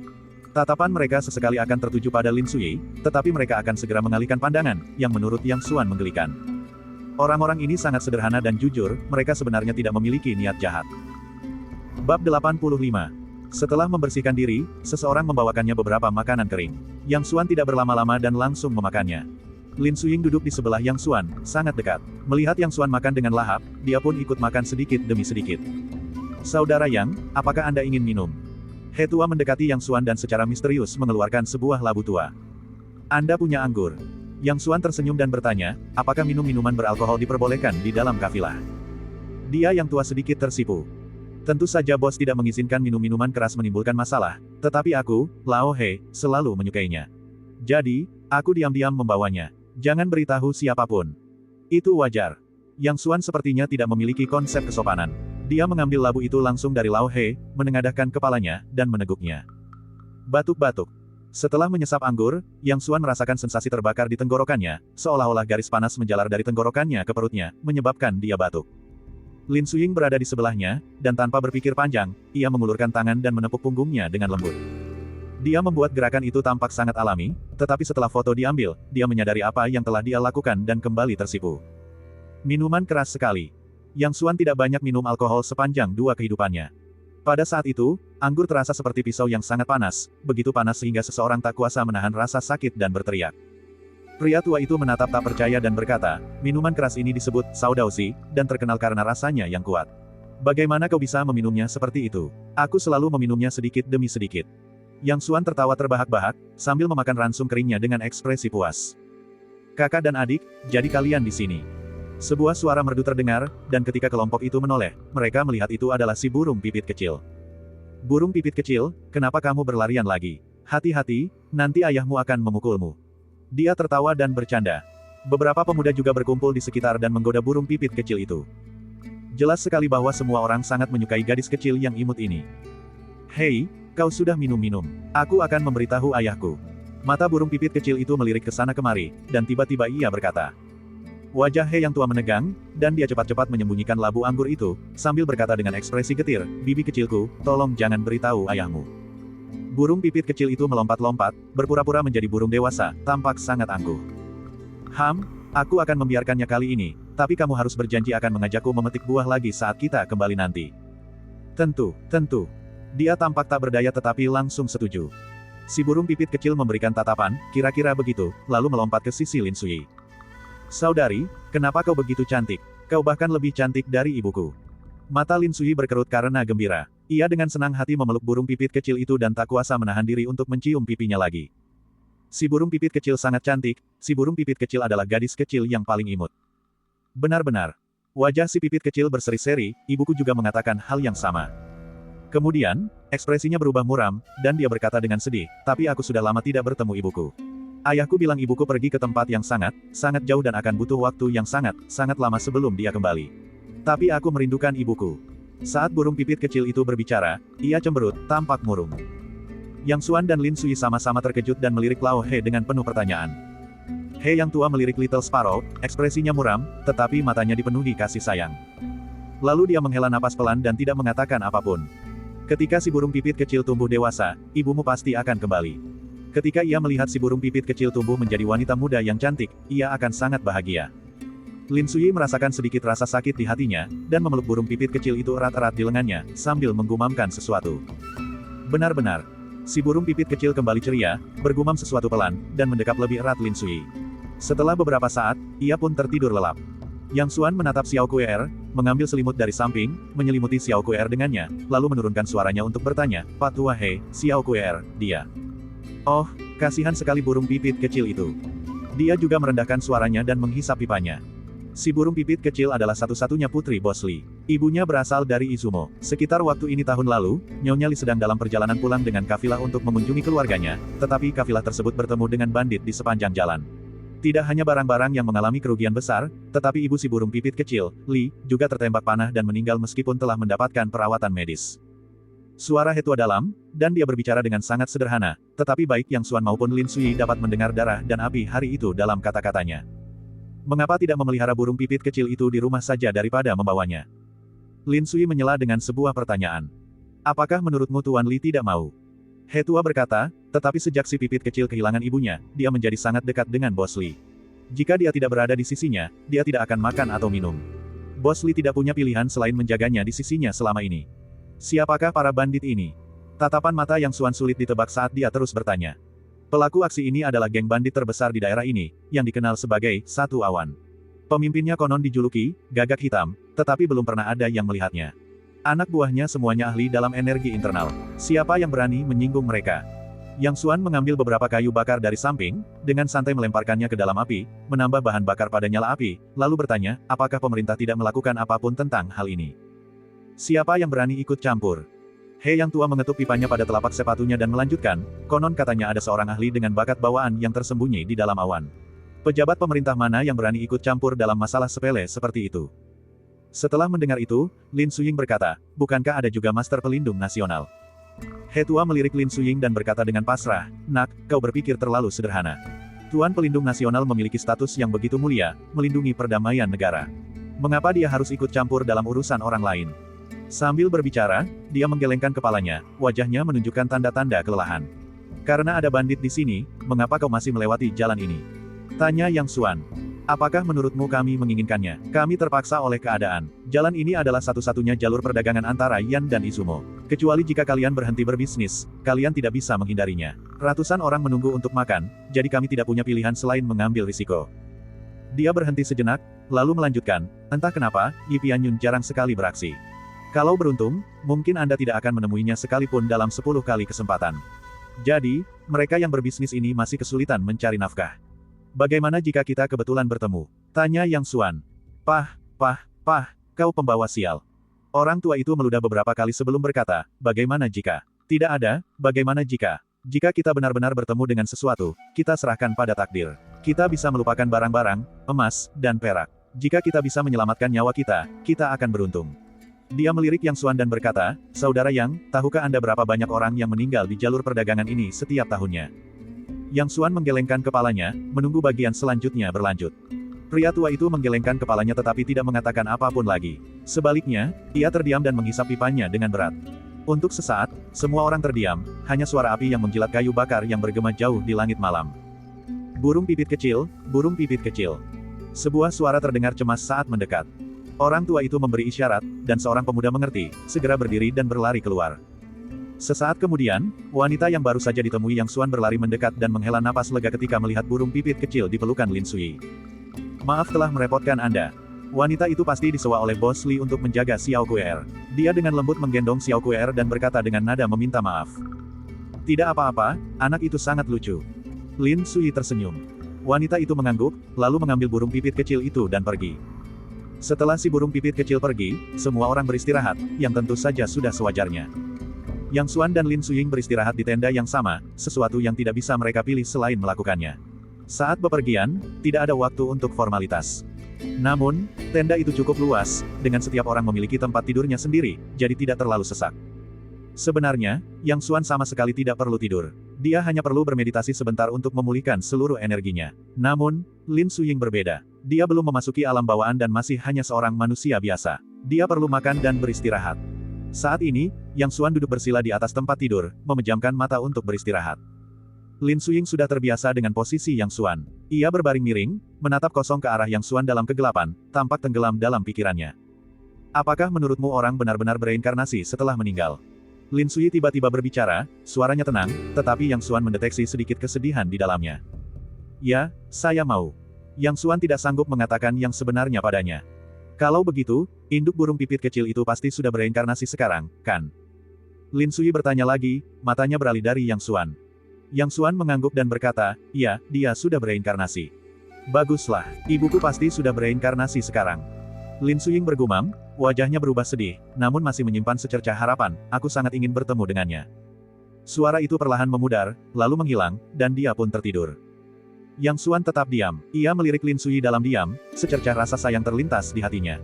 Wanita kuat ini seperti burung pipit kecil yang tak lain adalah dirinya. Dunia ini berbeda dari dunianya, tidak ada konsep reinkarnasi. Setelah seseorang meninggal, tidak ada yang tahu dalam keadaan apa mereka berada. Mungkin ada jiwa, atau mungkin tidak ada yang tahu pasti. Reinkarnasi. Yang Xuan menikmati kedua kata itu dengan lembut, tatapan aneh terlintas di matanya. Keesokan paginya, Yang Xuan dan Lin Sui bangun pagi-pagi dan keluar dari tenda, hanya untuk mendapati bahwa pemandangan di luar sudah ramai dengan aktivitas. Saudara Yang, apakah kamu tidur nyenyak semalam? Begitu si tua bangun di pagi hari, dia sudah langsung menghisap pipanya. Tidak apa-apa, jawab Yang Xuan sambil tersenyum. Meskipun ia terlahir dengan jiwa yang penuh kebanggaan itu bukan berarti kesombongan, ia mampu memperlakukan orang biasa dengan sikap yang wajar. Baguslah, saat bepergian, buatlah semuanya sederhana. Tidak perlu tinggal di rumah saja. He tua menyapa Yang Xuan lalu memerintahkan beberapa pekerja untuk mulai bekerja. Tak lama kemudian, seseorang membawakan sarapan, yang tak lain hanyalah makanan kering dan bubur encer yang masih panas mengepul. Meskipun sangat sederhana, saat bepergian, Anda tidak bisa terlalu pilih-pilih soal hal-hal seperti itu. Yang Xuan tidak berlama-lama, mengambilnya, dan mulai makan. Lin Suying juga tidak pilih-pilih, dan makan dengan lahap. Yang Xuan mengaguminya karena hal ini. Keluarga Lin adalah keluarga terkemuka di kerajaan Cuyun. Dia dimanjakan sejak kecil dan merupakan seorang wanita muda dari keluarga bangsawan. Namun, dia juga mampu bertahan dalam kesulitan dan sama sekali tidak bertingkah seperti gadis kaya. Sebaliknya, dia seperti wanita modern yang mandiri, yang patut dikagumi. Saat kami sedang makan, tiba-tiba terjadi keributan, disertai dengan ringkikan kuda. Bab 86. Kuda yang bagus, cepat, tangkap, jangan biarkan lolos. Sebuah suara tajam terdengar dari belakang, terdengar sangat bersemangat. Yang Xuan dan Lin Sui saling bertukar pandang, lalu berbalik dan saling menatap. Namun kemudian mereka melihat seorang pria berpakaian bagus mengarahkan beberapa pelayan untuk mengelilingi si kecil putih dan si kecil hitam, dan mulai menyentuh mereka dengan kasar.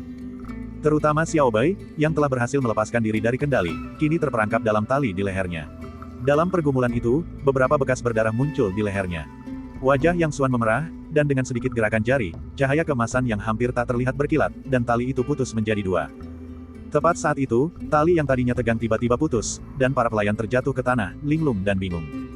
Sekumpulan sampah tak berguna, bahkan tidak bisa menangkap kuda, cepat ganti talinya. Pria berpakaian mewah itu menjadi sangat marah, menendang salah satu pelayannya, dan membentaknya. Kuda putih kecil itu, karena cerdas, melepaskan diri dari tali dan berlari kecil sampai ke sisi Yang Xuan. Kepalanya dekat dengan kepala Yang Xuan, dan ia meringkik pelan, seolah-olah sedang mengeluh. Wajah Yang Xuan tampak muram saat dia dengan lembut mengusap luka Xiao Bai, mencoba menenangkannya. Pria berpakaian mewah itu memiliki wajah tirus, dahi menonjol, dan mata gelap berkabut dengan kantung mata yang kendur, jelas sekali dia adalah pria yang gemar berfoya-foya. Ketika pria berpakaian bagus itu melihat Xiao Bai berlari ke sisi Yang Xuan, ia awalnya terkejut, lalu mencibir, apakah kuda ini milikmu? Berapa harganya? Akan kubeli. Pada saat itu, Xiao Hei terlepas dari tali kekangnya dan berlari mendekat. Lin Sui dengan cepat meraih Xiao Hei dan dengan lembut membelainya. Yang Xuan perlahan meredakan amarahnya. Dia dan Lin Sui tinggal di sini dan tidak ingin menimbulkan masalah. Kuda ini tidak untuk dijual, kata Yang Xuan dengan tenang. Lin Suying merasakan merinding. Semakin lama ia bersama Yang Xuan, ia perlahan-lahan memahami temperamennya. Semakin tenang ekspresinya, semakin marah dia, dan semakin besar kemungkinan dia akan membunuh seseorang. Beraninya kau. Pria berpakaian bagus itu sangat marah. Dengan lambaian tangannya, 7 atau 8 pelayan mengepung Yang Xuan dan Lin Suying. Ini hanya kesalahpahaman, Tuan Muda, mohon tenang. Melihat ini, Pak Tua He segera mendekat, tersenyum meminta maaf, dan mencoba meredakan situasi. Tuan Muda, Anda tidak tahu, kedua orang ini adalah kakak beradik yang menginap semalam dengan izin Pak Li. Ini semua hanya kesalahpahaman. Dia salah satu anak buah Paman Li. Pria berpakaian rapi itu terkejut, tetapi memaksakan diri untuk berkata, karena Anda anak buah Paman Li, saya tidak akan mempermasalahkan kekasaran Anda. Namun, saya bertekad untuk mendapatkan kedua kuda ini. Sebutkan harganya.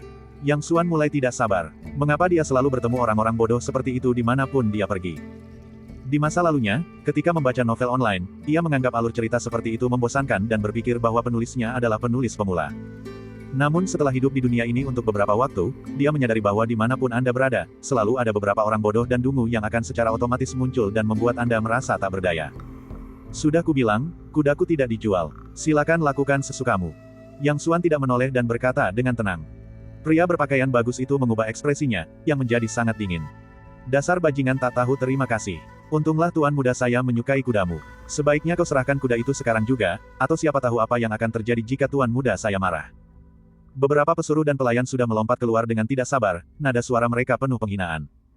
Benar sekali, keluarga Wang saya sangat kaya, apakah kami akan kekurangan uang Anda?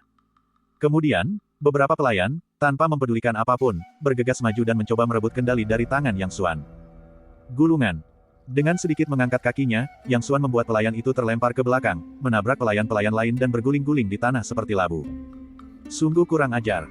Pria berpakaian mewah itu menjadi sangat marah dan mengeluarkan pisau panjang dari pinggangnya, memegangnya di tangannya, pisau itu berkilauan putih. Ini hanya kesalahpahaman, tuan muda, mohon tenang. Melihat keadaan tidak berjalan baik, Lao He segera menghentikan Yang Xuan dan berbisik, saudara Yang, ini putra Tuan Wang, namanya Sikun. Dia satu-satunya putra dalam keluarga. Kau tidak boleh menyinggung perasaannya. Kau sebaiknya menelan saja kerugian ini. Hanya 2 ekor kuda. Aku yakin tuan muda tidak akan terlalu keras padamu karena Tuan Li. Ini tidak sepadan, sama sekali tidak sepadan.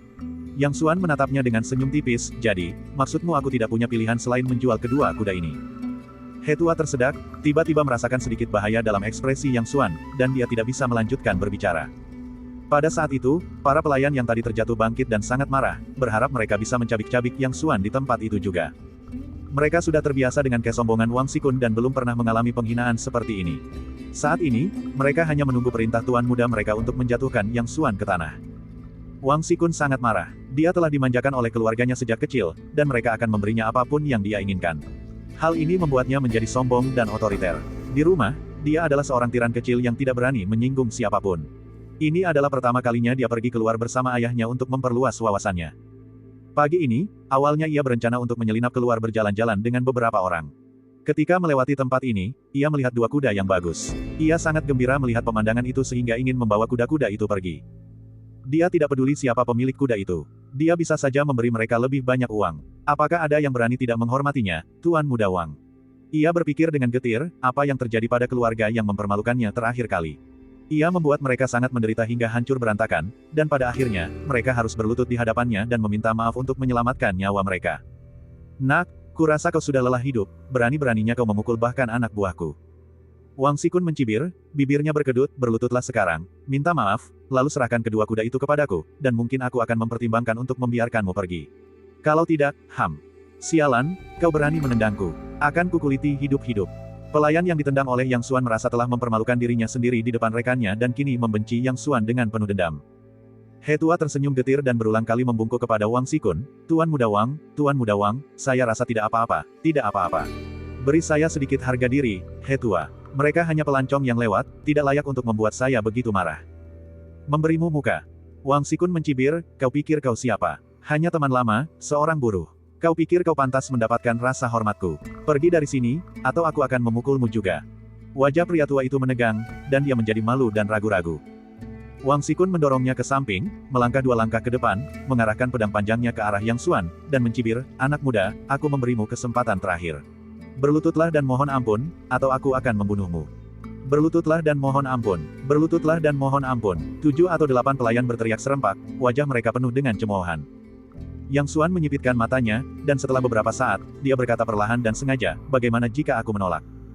Melihat keadaan tidak berjalan baik, Lin Suying, yang berhati baik dan tidak ingin orang lain mati, dengan cepat melangkah keluar dari belakang Yang Xuan, menarik lengan bajunya, dan berbisik, tidak apa-apa, ayo pergi.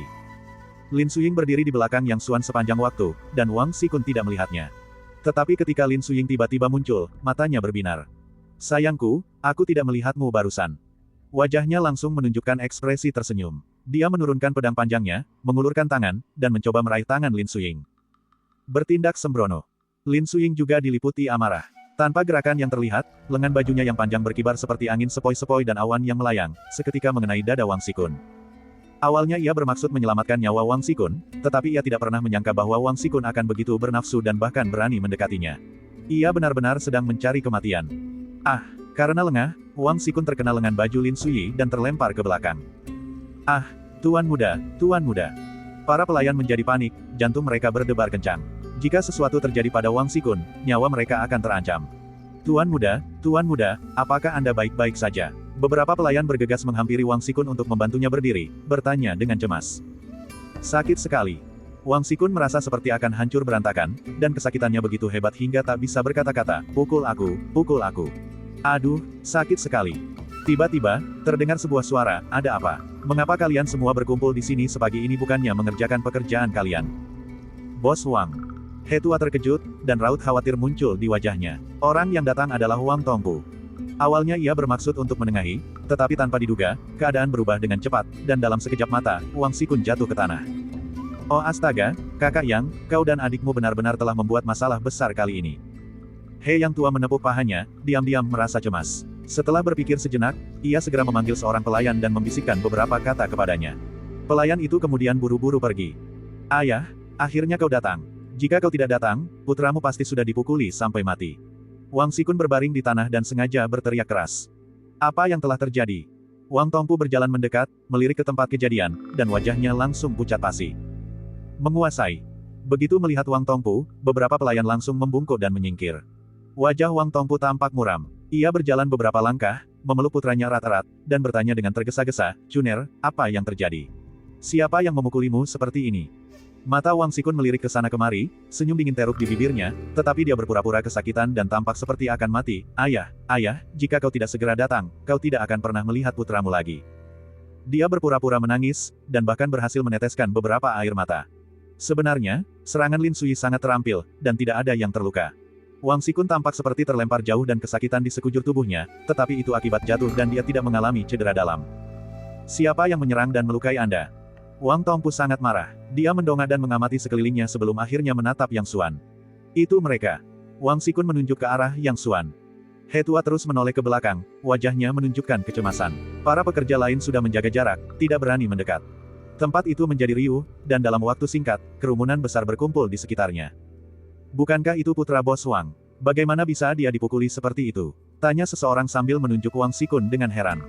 Saya tidak tahu apa yang terjadi, tetapi sepertinya ada konflik dengan kakak beradik yang kami tampung tadi malam. Setelah kau sebutkan, memang benar. Dua bersaudara yang menginap di hotel itu melukai putra Bos Wang. Mereka tidak berperasaan dan kejam. Siapa bilang sebaliknya? Di sini, seseorang melukai putra Bos Wang, dan kau pikir ini akan berakhir dengan baik. Bunuh mereka. Kami dengan baik hati menerima mereka, tetapi dia menyerang kami. Dia membalas kebaikan dengan permusuhan. Dasar tidak tahu berterima kasih. Usir mereka. Seketika itu juga, kerumunan orang menjadi marah, dan banyak yang berteriak agar Yang Xuan diusir. Menghadapi tuduhan dari semua orang, Lin Suyi menatap Yang Xuan dengan cemas, hanya untuk melihat Yang Xuan tersenyum, tampak melamun.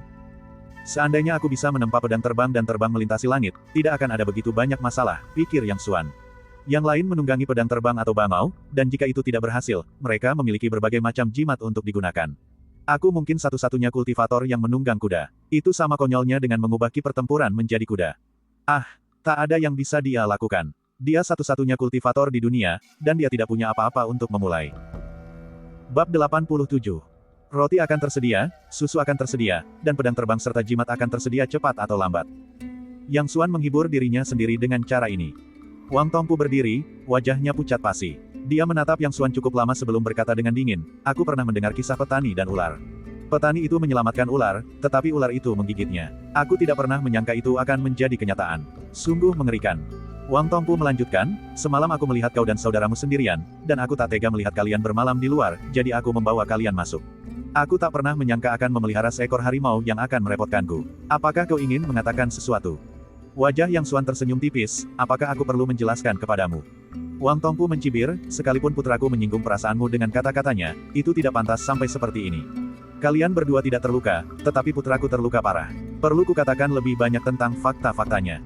Aku selalu menjadi orang yang baik, Yang Xuan tersenyum. Aku tidak bisa membiarkanmu berbohong. Karena kau bilang putramu terluka parah, maka memang dia terluka parah. Wang Tongpu terkejut, lalu meluapkan amarahnya, kelancaran. Sebelum dia selesai berbicara, terdengar suara lembut, diikuti oleh jeritan yang sangat keras. Dia menoleh dan melihat bahwa lengan kanan Wang Xikun telah patah menjadi dua, dengan darah mengalir deras. Mendesis. Semua orang tersentak, mata mereka membelalak tak percaya saat menatap Wang Xikun. Wang Tongpu terkejut dan segera menggunakan pakaiannya sendiri untuk membalut luka anaknya agar pendarahannya berhenti. Meskipun dia tidak tahu apa yang baru saja terjadi, dia tahu dalam hatinya bahwa itu pasti berhubungan dengan Yang Xuan. Namun, cedera aneh yang dialami putranya membuat bulu kuduknya merinding, dan untuk sesaat ia tak berani berbicara. Saat itu, Li Changgui dan Zhang Gui berjalan bersama. Ketika mereka melihat pemandangan itu, ekspresi mereka berubah. Apa yang sedang terjadi? Tanya Li Changgui dengan ekspresi serius. Zhang Gui berjalan ke sisi Wang Xikun dan, tanpa mengucapkan sepatah kata pun, menepuk tubuh Wang Xikun beberapa kali dengan jarinya untuk menghentikan pendarahan. Li Changgui mengerutkan keningnya dalam-dalam, tetapi sebelum dia sempat berbicara, sebuah suara polos terdengar, "Kakak dan adik, apa yang kalian lakukan?" Saat dia berbicara, si pipit kecil melompat-lompat ke sisi Yang Xuan, tampaknya tidak menyadari bercak darah dan lengan yang terputus di tanah. Yang Xuan mengulurkan tangan dan menepuk kepala gadis kecil itu, lalu bertanya, "Burung pipit kecil, apakah kamu melakukan urusan bisnis hari ini?" Tidak, gadis kecil itu cemberut. Tidak ada yang mau berbisnis dengan si pipit kecil. Jangan khawatir, suatu saat nanti akan ada yang mau berbisnis denganmu. Lin Sui menepuk kepalanya dengan penuh kasih sayang. Sparrow, kemarilah cepat. Ekspresi Li Changgui berubah serius. Hehehe. Si burung pipit kecil menjulurkan lidahnya dan membuat ekspresi cemberut kepada Li Changgui. Tidak, aku ingin bermain dengan kakakku. Li Changgui benar-benar tak berdaya, dia tidak tahu harus berbuat apa dengan putri ini. Sui, ayo pergi, kata Yang Xuan dengan tenang. Lin Suying mengangguk dan tersenyum pada Xiao Kuer. Xiao Kuer, mulai sekarang bersikaplah baik, patuh, dan jangan berkeliaran lagi. Kakakmu akan pergi sekarang. Burung pipit kecil itu mengedipkan matanya yang besar dan bertanya, kau mau pergi kemana, saudari? Pulang ke rumah, kata Lin Suyi, kakak akan pulang ke rumah. Burung pipit kecil itu cemberut dan berkata, burung pipit kecil belum melakukan urusan apapun. Yang Xuan terkekeh dan berkata kepada si burung pipit kecil, bagaimana kalau kita berbisnis saat kita bertemu lagi lain kali? Si burung pipit kecil berjalan menghampiri Li Changgui dan berkata dengan gembira, benarkah? Oke. Mohon tunggu hingga masalah ini diselidiki sepenuhnya, kata Li Changgui dengan serius. Mengingat situasi yang aneh itu, bagaimana mungkin dia membiarkan mereka berdua pergi begitu saja? Boom. Tepat saat itu, suara gemuruh yang memekakan telinga tiba-tiba datang dari kejauhan, seperti guntur yang teredam, mengguncang langit dan bumi. Ekspresi Zhang Gui berubah, dan dia melompat ke atas gerobak yang ditarik kuda yang syarat dengan barang dalam 3 langkah cepat, menatap langsung ke arah asal suara itu. Pasukan kavaleri memiliki setidaknya 3 atau 400 penunggang kuda. Melihat hal itu, ekspresi Zhang Gui berubah drastis, dan dia berteriak keras. Semua orang sibuk, kuda-kuda meringkik dan orang-orang berteriak, dan semua gerbong barang berbaris membentuk lingkaran, seperti tembok kota. Zhang Gui dan para pengawalnya telah berbaris rapi, siap bertempur. Semua anggota keluarga harus masuk ke gerbong tengah dan tidak diperbolehkan keluar. Li Changgui berteriak, suaranya hampir serak. Boom. Suara itu semakin mendekat, dan di kejauhan, samar-samar terlihat sebuah bendera di ujung barisan. Saat ia mendekat dan melihat pola pada bendera dengan jelas, wajah Li Changgui berubah pucat pasi, benar-benar tanpa warna. Sebuah awan. Seluruh tubuhnya gemetar, suaranya dipenuhi rasa takut yang luar biasa. Apa? Itu awan. Ya Tuhan, ini dia. Beberapa pengusaha berteriak bersamaan, tubuh mereka lemas, dan mereka jatuh ke tanah. Itu kamu, pasti kamu. Wang Tongpu menunjuk dengan gemetar ke arah Yang Xuan dan Lin Suyi, kalian pasti mata-mata dari Yi Pianyun. Kalianlah yang membawa mereka ke sini. Semua orang memandang Yang Xuan dan temannya, mata mereka dipenuhi rasa takut, marah, benci, dan emosi lainnya. Boom, dalam waktu singkat, mereka menempuh jarak beberapa mil. Ratusan ksatria bergegas seperti awan gelap, menimbulkan kepulan debu, dengan momentum yang menakjubkan. Di dalam kastil darurat yang dikelilingi gerbong barang, seorang pekerja muda menangis ketakutan, gemetaran seutuhnya, seolah-olah dia telah kehilangan orang tuanya. Bahkan para pria yang lebih tua pun gemetar dan menatap kosong pemandangan itu. Old He dan beberapa anak buahnya bersembunyi di balik sebuah truk, wajah mereka pucat pasi, bergumam sendiri, kata-kata mereka tak dapat dimengerti. Orang-orang di sekitarnya juga ketakutan, gemetar seluruh tubuh. Sebuah bendera hitam kecil berkibar di atas kerumunan dan mendarat di kereta di depan Li Changgui. Seorang pria yang mengenakan jubah putih, memegang tombak perak, melangkah maju dari kerumunan, wajahnya dingin dan tegas. Li Changgui menarik napas dalam-dalam, matanya kembali normal. Dia melangkah maju beberapa langkah, menundukkan kepala dan menyatukan kedua tangannya, saya Li Changgui. Bolehkah saya bertanya apakah saya seorang pahlawan Yi Pianyun? Ksatria tombak perak mencibir tanpa berbicara, di atas alis kanannya terdapat bekas luka menyerupai kelabang, yang berdenyut sesekali. Zhang Gui menatap bekas luka di atas alis kanannya dengan penuh pertimbangan.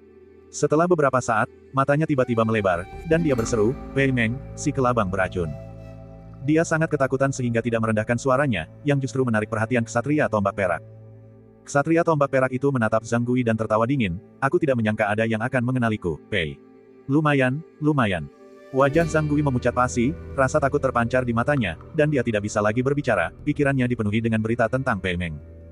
Pei Meng awalnya adalah seorang jenderal di Kerajaan Roda Matahari, memiliki kultivasi kekuatan batin tingkat ke-10. Namun, karena alasan yang tidak diketahui, ia tiba-tiba menjadi sangat ganas, membantai lebih dari 100 anggota keluarga rekannya, bahkan tidak mengampuni seorang anak berusia 3 tahun. Setelah itu, ia memberontak terhadap Kerajaan Roda Matahari, membunuh orang di mana-mana, memusnahkan banyak keluarga. Ia bahkan menyusup ke perbatasan Kerajaan Yan dan membantai seluruh penduduk sebuah desa, metodenya brutal dan keji. Setelah itu, baik Kerajaan Roda Matahari maupun Kerajaan Yan mengirim para ahli untuk memburunya, tetapi sia-sia. Sebaliknya, ia membunuh beberapa dari mereka. Pada akhirnya, karena alasan yang tidak diketahui, ia bergabung dengan Yi Pianyun dan diandalkan sebagai tangan kanan. Ia menjarah di mana-mana dan memberikan kontribusi besar. Pria ini kejam dan senang memusnahkan seluruh keluarga. Dia jarang meninggalkan korban selamat di kafilah yang dirampoknya. Bayangan melintas di mata Li Changgui saat ia memandang ratusan ksatria di sekitarnya yang sedang mengasah pedang mereka. Tubuhnya sedikit gemetar, dan hatinya terasa sakit. Ia kembali menyatukan kedua tangannya sebagai tanda hormat, dengan postur rendah hati, karena ini kepala Pei sendiri, tentu saja kami tidak berani berbuat apa-apa. Silakan ambil semua uang dan barang yang ingin Anda terima, kami hanya meminta agar Anda mengampuni nyawa kami. Mendengar itu, para pedagang lainnya membuka mulut mereka seolah ingin mengatakan sesuatu, tetapi setelah melihat wajah-wajah garang dari ratusan ksatria, mereka tidak berani mengucapkan sepatah kata pun. Pei Meng melirik Zhang Gui, wajahnya berubah dingin. Dia melambaikan tangannya dan berkata, "Pergi, bunuh dulu para penjaga yang merepotkan ini, lalu kita bisa bersantai-santai saja." Ya, para bandit di belakangnya menjawab dengan lantang, lalu memacu kuda mereka dan menyerbu ke arah Zhang Gui dan anak buahnya. Dalam sekejap, suara pertempuran mengguncang langit, dan darah berhamburan kemana-mana. Zhang Gui dan yang lainnya melawan dengan sekuat tenaga, tetapi jumlah bandit terlalu banyak. Dalam sekejap mata, mereka telah menderita korban jiwa. Para anggota kafilah merasa ngeri dan mundur serentak, beberapa di antara mereka yang lebih penakut bahkan menangis terseduh-seduh. Sesaat kemudian, Zhang Gui berdarah di beberapa tempat, tetapi dia tetap tidak mundur. "Saudara-saudara, kita mungkin akan mati di sini hari ini," teriaknya dengan suara serak. Dari puluhan saudara yang dibawanya, hanya segelintir yang tersisa, dan semuanya terluka serta hampir lumpuh. "Kakak Zhang, jangan banyak bicara lagi. Hari ini, kami bersaudara akan pergi bersamamu. Bukan masalah besar, haha."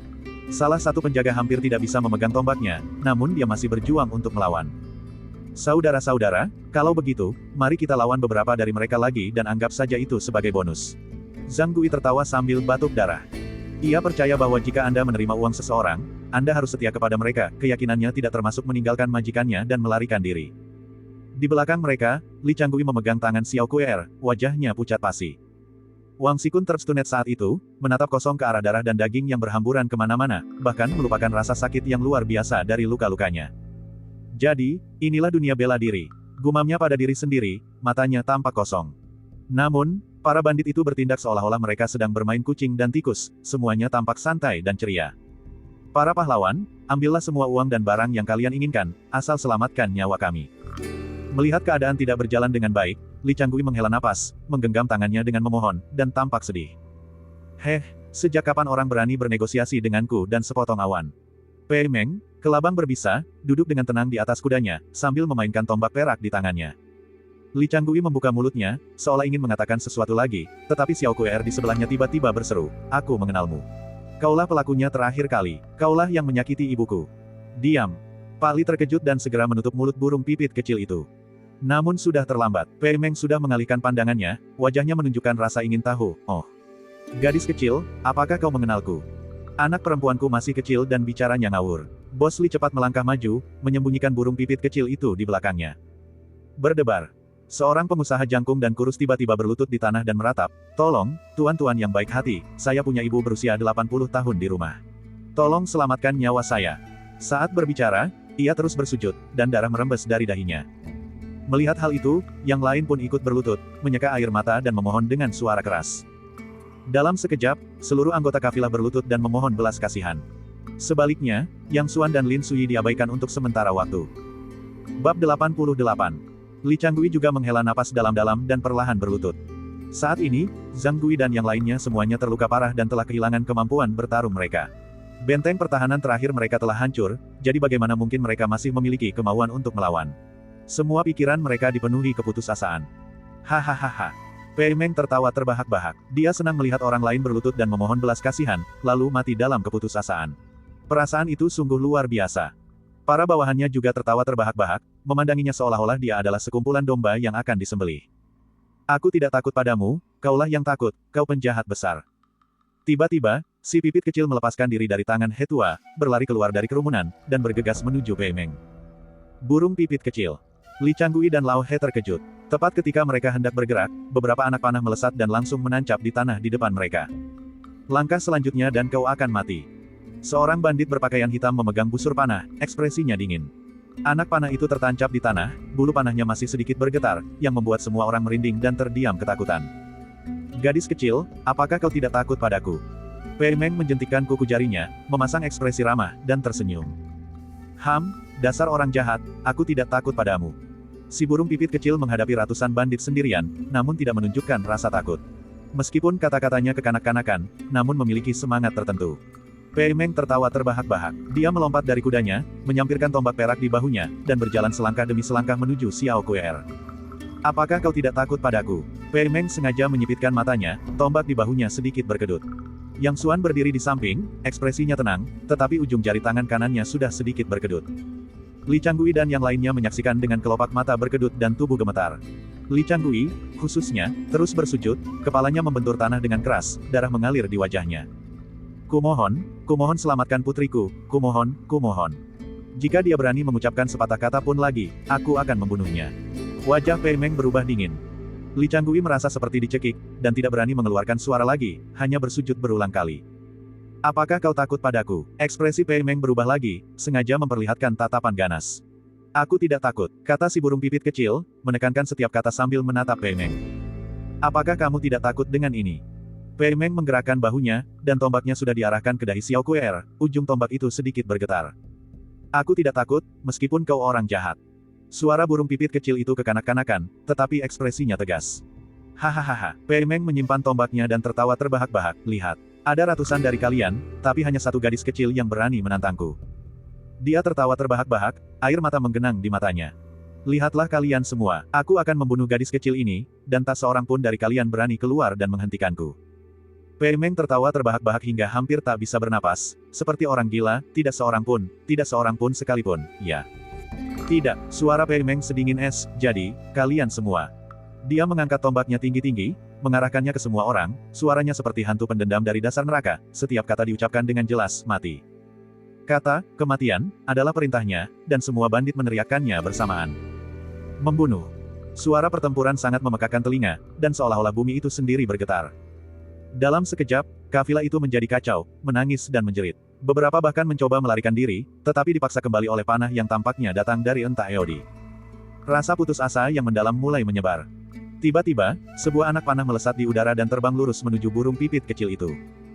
Burung pipit kecil, seru Li Changgui putus asa, wajahnya dipenuhi keputusasaan. Dia juga tampak putus asa, dan air mata mengalir di wajahnya. Hanya burung pipit kecil itu, yang tidak menyadari apa yang sedang terjadi, tetap berdiri di sana.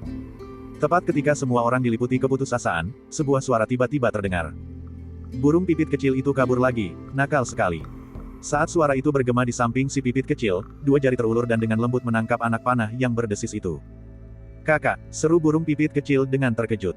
Semua orang tercengang. Tidak ada yang tahu bagaimana Yang Xuan muncul, dan tidak ada yang tahu bagaimana dia bisa berada di sisi Xiao Kuer.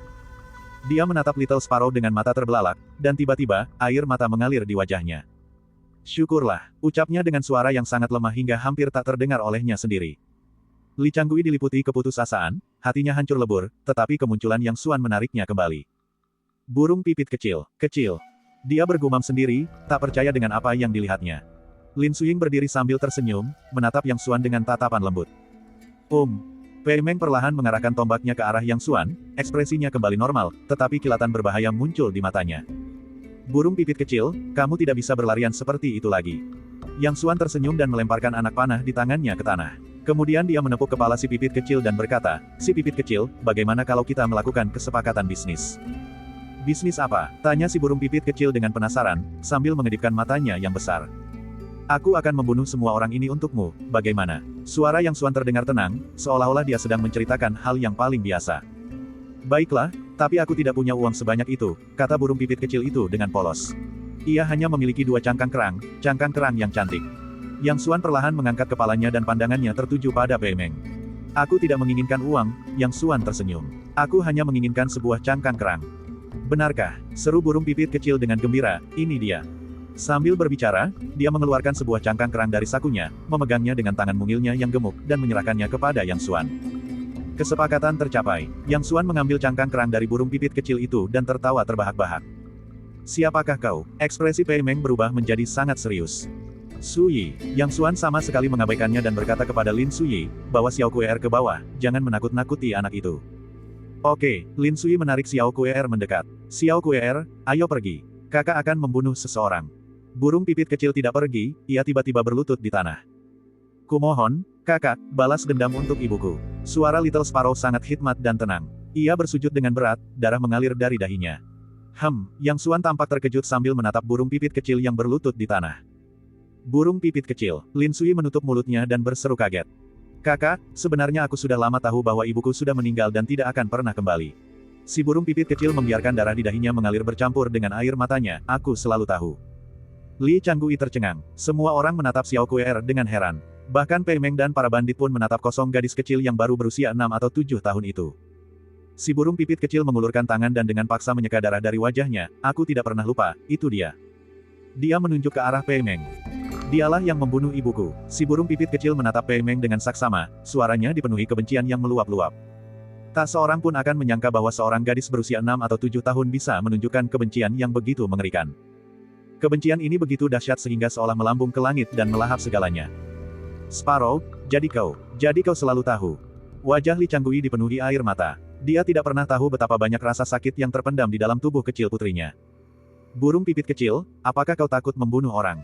Yang Xuan menatapnya dengan tenang untuk waktu yang lama, lalu tiba-tiba tersenyum dan bertanya. Burung pipit kecil, jangan takut. Burung pipit kecil berharap dia bisa membunuh mereka semua sendiri. Suara burung pipit kecil itu jernih dan nyaring, namun tegas. Baiklah, aku akan membawamu untuk membunuh seseorang. Yang Xuan tersenyum. Aku akan membawamu untuk membunuh seseorang. Pada saat itu, bayangan Yang Xuan terukir dalam benak Xiao Kuer. Bahkan bertahun-tahun kemudian, dia masih mengingat kata-kata itu dengan sangat jelas dan tidak akan pernah melupakannya selamanya. Yang Xuan menarik Xiao Kuer berdiri, dan tanpa disadari siapapun, cahaya hijau samar bersanyao, dan luka di kepala Xiao Kuer menghilang. Dia memegang tangan si pipit kecil, tetapi matanya tertuju pada ratusan bandit di depannya, ekspresinya acuh tak acuh. Sungguh arogan. Kau pikir kau siapa, berani-beraninya ikut campur dalam urusan awanku. Pei Meng berteriak dingin sambil mengarahkan tombaknya ke arah Yang Xuan. Yang Xuan menatap Pei Meng dengan tenang dan bertanya, apakah kau membunuh ibu Xiao Kuer? Pei Meng tertawa terbahak-bahak mendengar ini, aku tidak tahu berapa banyak wanita yang telah mati di tanganku, siapa yang tahu wanita mana yang kau maksud? Yang Xuan mengangguk dan berkata dengan tenang, kalau begitu, kalian bisa pergi dengan tenang. Pei Meng mencibir, aku, Pei Meng, telah berkelana di dunia persilatan selama bertahun-tahun, dan ada banyak orang yang ingin membunuhku. Aku tidak membutuhkanmu. Para pria, serang, jangan biarkan siapapun hidup. Sesaat kemudian, ksatria tombak perak tiba-tiba memberikan perintah. Membunuh. Semua bandit berteriak serempak, suara mereka memekakan telinga, dan ratusan dari mereka menunggang kuda maju bersamaan, momentum mereka mengguncang langit. Burung pipit kecil, jika kamu takut, pejamkan matamu. Yang Xuan tampaknya sama sekali mengabaikan ratusan ksatria di depannya. Burung pipit kecil, jangan takut. Burung pipit kecil ingin melihat mereka mati. Burung pipit kecil itu berteriak keras, tetapi malah membuka matanya lebar-lebar. Pada saat itu, lebih dari 100 bandit telah menyerbu Yang Xuan dengan menunggang kuda. Hati-hati. Zhang Gui, menahan rasa sakit, tiba-tiba meraung. Saudara Yang, hati-hati, teriak He Tua bersamaan. Burung pipit kecil. Tuan Li mengulurkan tangannya, air mata mengalir di wajahnya. Tepat ketika semua orang mengira Yang Xuan dan Xiao Kuer akan binasa di bawah kuku kuda, sebuah cahaya keemasan tiba-tiba muncul. Ini adalah kali ketiga Lin Suying melihat cahaya keemasan Yang Xuan, namun dia masih sangat takjub, seolah-olah itu adalah cahaya bulan dari surga yang jatuh ke bumi. Namun, cahaya bulan tidak membawa keindahan, melainkan kematian yang tak terbatas. Jeritan terdengar silih berganti saat lebih dari 100 bandit menari di bawah sinar bulan keemasan, berubah menjadi tumpukan anggota tubuh yang hancur. Bab 89. Apakah kamu takut? Yang Xuan tersenyum sambil memandang burung pipit kecil itu. Di belakangnya terbentang langit yang penuh warna merah dan kehidupan yang terus berjatuhan. Tidak, aku tidak takut. Wajah Little Sparrow pucat pasi, tetapi dia tetap dengan keras kepala membuka matanya. Sulit untuk mengetahui dari mana seorang gadis berusia 6 atau 7 tahun seperti dia mendapatkan keberanian seperti itu. Bulan keemasan jatuh ke bumi, indah dan anggun, tetapi diiringi oleh ratapan atas kehidupan, sebuah bunga yang mekar dengan darah. Dalam waktu singkat, lebih dari 100 bandit tewas, tanpa seorang pun yang selamat.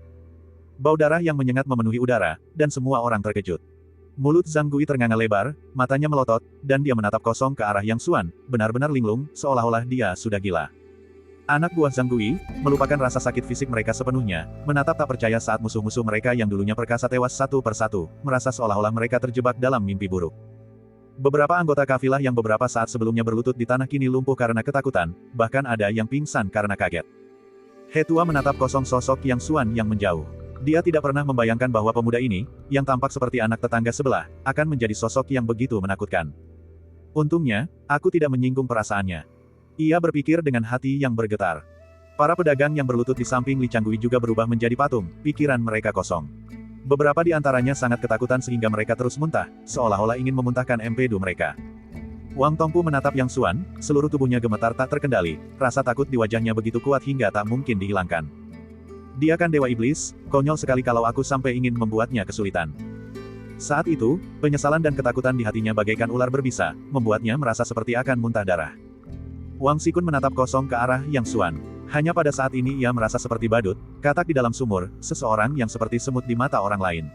Betapa konyolnya ia tidak menyadari hal ini, melompat-lompat di depan orang lain seperti belalang. Pikiran bahwa dia akan mencuri kuda Dewa Iblis membuat jantungnya terasa seperti dicengkram erat, dan dia tidak berani bernapas. Sejak saat itu, citra Yang Xuan tertanam kuat di hatinya, dan dia tidak berani melupakannya bahkan untuk sesaat pun. Sejak saat itu, ia mengabdikan hidupnya untuk melakukan perbuatan baik dan menyelamatkan banyak nyawa, sehingga ia mendapat gelar sebagai orang yang berbudi luhur. Ia akhirnya meninggal dengan tenang dalam tidurnya, tak pernah melupakan sosok Yang Xuan hingga akhir hayatnya. Li Changgui menjatuhkan diri ke tanah, wajahnya kosong tak percaya. Untuk sesaat, dia hampir bertanya-tanya apakah dia masih bermimpi. Dia menatap punggung Yang Xuan seolah-olah sedang memberi penghormatan kepada Dewa Iblis yang telah turun ke bumi dan membawa pembantaian tanpa batas. Saat ini, dia sangat bersyukur atas keputusan impulsifnya tadi malam. Meskipun Lin Suying sudah tahu bahwa Yang Xuan sangat kuat, dia tetap terkejut saat ini. Dia tidak pernah menyangka bahwa cahaya bulan keemasan yang sangat indah ini akan begitu dahsyat, dalam sekejap mata, 100 orang tewas di bawahnya. Seorang ahli dalam ranah bawaan. Pei Meng begitu terkejut hingga hampir menjatuhkan tombak perak di tangannya, karena tidak mampu memegangnya. Wajahnya sepucat salju, dan dia merasakan jantungnya berdebar kencang. Dia benar-benar tidak percaya bahwa dia bisa bertemu dengan seorang ahli dengan bakat alami di tempat terpencil dan miskin ini. Di manakah sarang awan? Yang Xuan berkata dengan dingin sambil menarik Xiao Kuer. Pei Meng merasa seolah-olah sebuah gunung menekan tubuhnya, menyebabkan tubuhnya sedikit gemetar, seolah-olah dia akan berlutut. Dia memegang pistol di satu tangan, ujungnya mengarah ke bawah, gemetar tanpa henti. Ada. Sebelum dia selesai berbicara, kilatan ganas muncul di matanya, dan dia tiba-tiba melompat, memutar dan menggerakkan tangan kanannya yang memegang tombak, menyebabkan urat-urat di lengannya menonjol seperti ular piton. Suara mendesing. Kilatan cahaya dingin menembus udara seperti bintang jatuh, langsung menuju dahi Yang Xuan. Serangan ini adalah serangan terkuat Pei Meng sepanjang hidupnya. Kekuatannya luar biasa, tak terduga, dan mengungkapkan makna mendalam dari seni bela diri. Itu adalah serangan yang tak terhindarkan dari seorang master di puncak tingkat ke-10 kekuatan batin, yang telah mengorbankan nyawanya untuk itu. Mati. Dia meraung, raut wajahnya menunjukkan tekad yang kuat, dan menyerbu maju tanpa ragu-ragu. Yang Xuan tetap tanpa ekspresi, tetapi lengan Pei Meng tiba-tiba patah dan jatuh ke samping. Tombak perak itu terlepas dari tangannya, tetapi Yang Xuan Wei mengulurkan tangan dan menangkapnya. Ah! Teriakan keras terdengar, dan tubuh Pei Meng terlempar ke belakang, darah berhamburan kemana-mana. Lin Sui menepuk dadanya, akhirnya merasa lega. Gerakan tiba-tiba itu benar-benar membuatnya takut. Meskipun dia tahu Yang Xuan adalah sosok yang tangguh, dia tetap terkejut dengan perubahan peristiwa yang tiba-tiba, itu hanyalah reaksi manusiawi yang wajar. Darah menyembur keluar dan menggenang di bawah Pei Meng, rasa sakit yang luar biasa dari lengannya yang terputus menyebabkan dia berkeringat dingin. Namun, dia tetap diam, malah menatap Yang Xuan dengan tatapan penuh kebencian, seperti ular berbisa yang memangsa manusia. Di manakah sarang awan itu? Tanya Yang Xuan. Pei Meng mencibir, wajahnya berkedut kesakitan, tetapi dia masih mampu menampilkan senyum yang lebih mirip meringis. Kau telah membunuh begitu banyak orang di Yipianyun, kau akan mati. Gagak hitam tidak akan membiarkanmu lolos begitu saja. Dengan sebuah pikiran, Yang Xuan mengirimkan 2 percikan api ke bawah, yang membakar lengan Pei Meng yang terputus dengan hebat, seketika menghanguskan luka dan menghentikan pendarahan. Mendesis. Pei Meng merasakan sakit yang luar biasa hingga hampir pingsan, dan keringat dingin mengucur deras di wajahnya. Di mana kau? Tanya Yang Xuan kepada Pei Meng dengan dingin. Baiklah, karena kau meminta kematian, aku akan mengabulkan permintaanmu. Pei Meng menunjukkan ketangguhannya saat ini, menahan rasa sakit yang luar biasa. 100 mil di selatan sini adalah pegunungan Cuyun, Gunung Loyun. Luo Yunsan, Yang Xuan menatapnya dengan curiga. Saya kenal tempat itu. Lin Sui berkata dari samping, aku tidak pernah menyangka sarang awan akan berada di sana. Yang Xuan mengangguk, mengalihkan pandangannya kembali ke Pei Meng, dan berkata, baiklah, kau bisa berangkat sekarang. Hehehe, mati di tangan, seorang ahli alam bawaan, aku kurasa itu sepadan. Dalam hidupku, aku, Pei Meng, pernah menjadi jenderal, pencuri, orang baik, dan algojo. Semuanya sepadan. Aku tidak menyesal. Pei Meng sepertinya telah melupakan rasa sakit saat ini, dan secerca kelembutan muncul di matanya, seolah-olah dia sedang memikirkan sesuatu. Yang Xuan menatapnya, dengan sedikit kekaguman di matanya. Meskipun Pei Meng adalah seorang pembunuh yang kejam, dia adalah pria sejati dan patut dihormati. Seberkas cahaya keemasan muncul, siap menyerang. Kakak, burung pipit kecil tiba-tiba berseru. Ada apa? Yang Xuan menatap Xiao Kuer. Aku ingin melakukannya sendiri. Suara si burung pipit kecil terdengar kekanak-kanakan, namun menakjubkan. Seorang gadis berusia 6 atau 7 tahun, menghadapi pemandangan mengerikan yang baru saja disaksikannya, tidak hanya tidak takut, tetapi sekarang bertekad untuk membunuh musuhnya. Pada saat itu, Yang Xuan tak kuasa menahan diri untuk bertanya-tanya apakah gadis kecil ini adalah penjelajah waktu seperti dirinya. Si burung pipit kecil, kau. Lin Sui juga terkejut dan tak kuasa menahan diri untuk berbicara. Si burung pipit kecil, jangan bertingkah konyol. Seru Li Changgui dengan cemas, mencoba menghentikannya. Aku ingin membunuhnya dengan tanganku sendiri. Si pipit kecil mengabaikan apa yang dikatakan orang lain, hanya menatap Yang Xuan dengan tatapan tegas. Yang Xuan menatapnya, dan setelah beberapa saat, dia tiba-tiba tersenyum dan mengeluarkan belati dari sakunya, belati yang sama persis yang diambilnya dari perbendaharaan keluarga bertahun-tahun yang lalu. Meskipun belati ini bukanlah artefak magis, belati ini tetap sangat tajam, mampu memotong besi seperti lumpur, dan dia tidak pernah membuangnya. Ini untukmu. Yang Xuan menyerahkan belati itu kepada Xiao Kuer. Xiao Kuer mengambil belati itu dan, di bawah tatapan rumit Lin Sui dan Li Changgui, berjalan selangkah demi selangkah menuju Pei Meng. Meskipun langkahnya tidak stabil, namun langkahnya luar biasa mantap. Hehehe.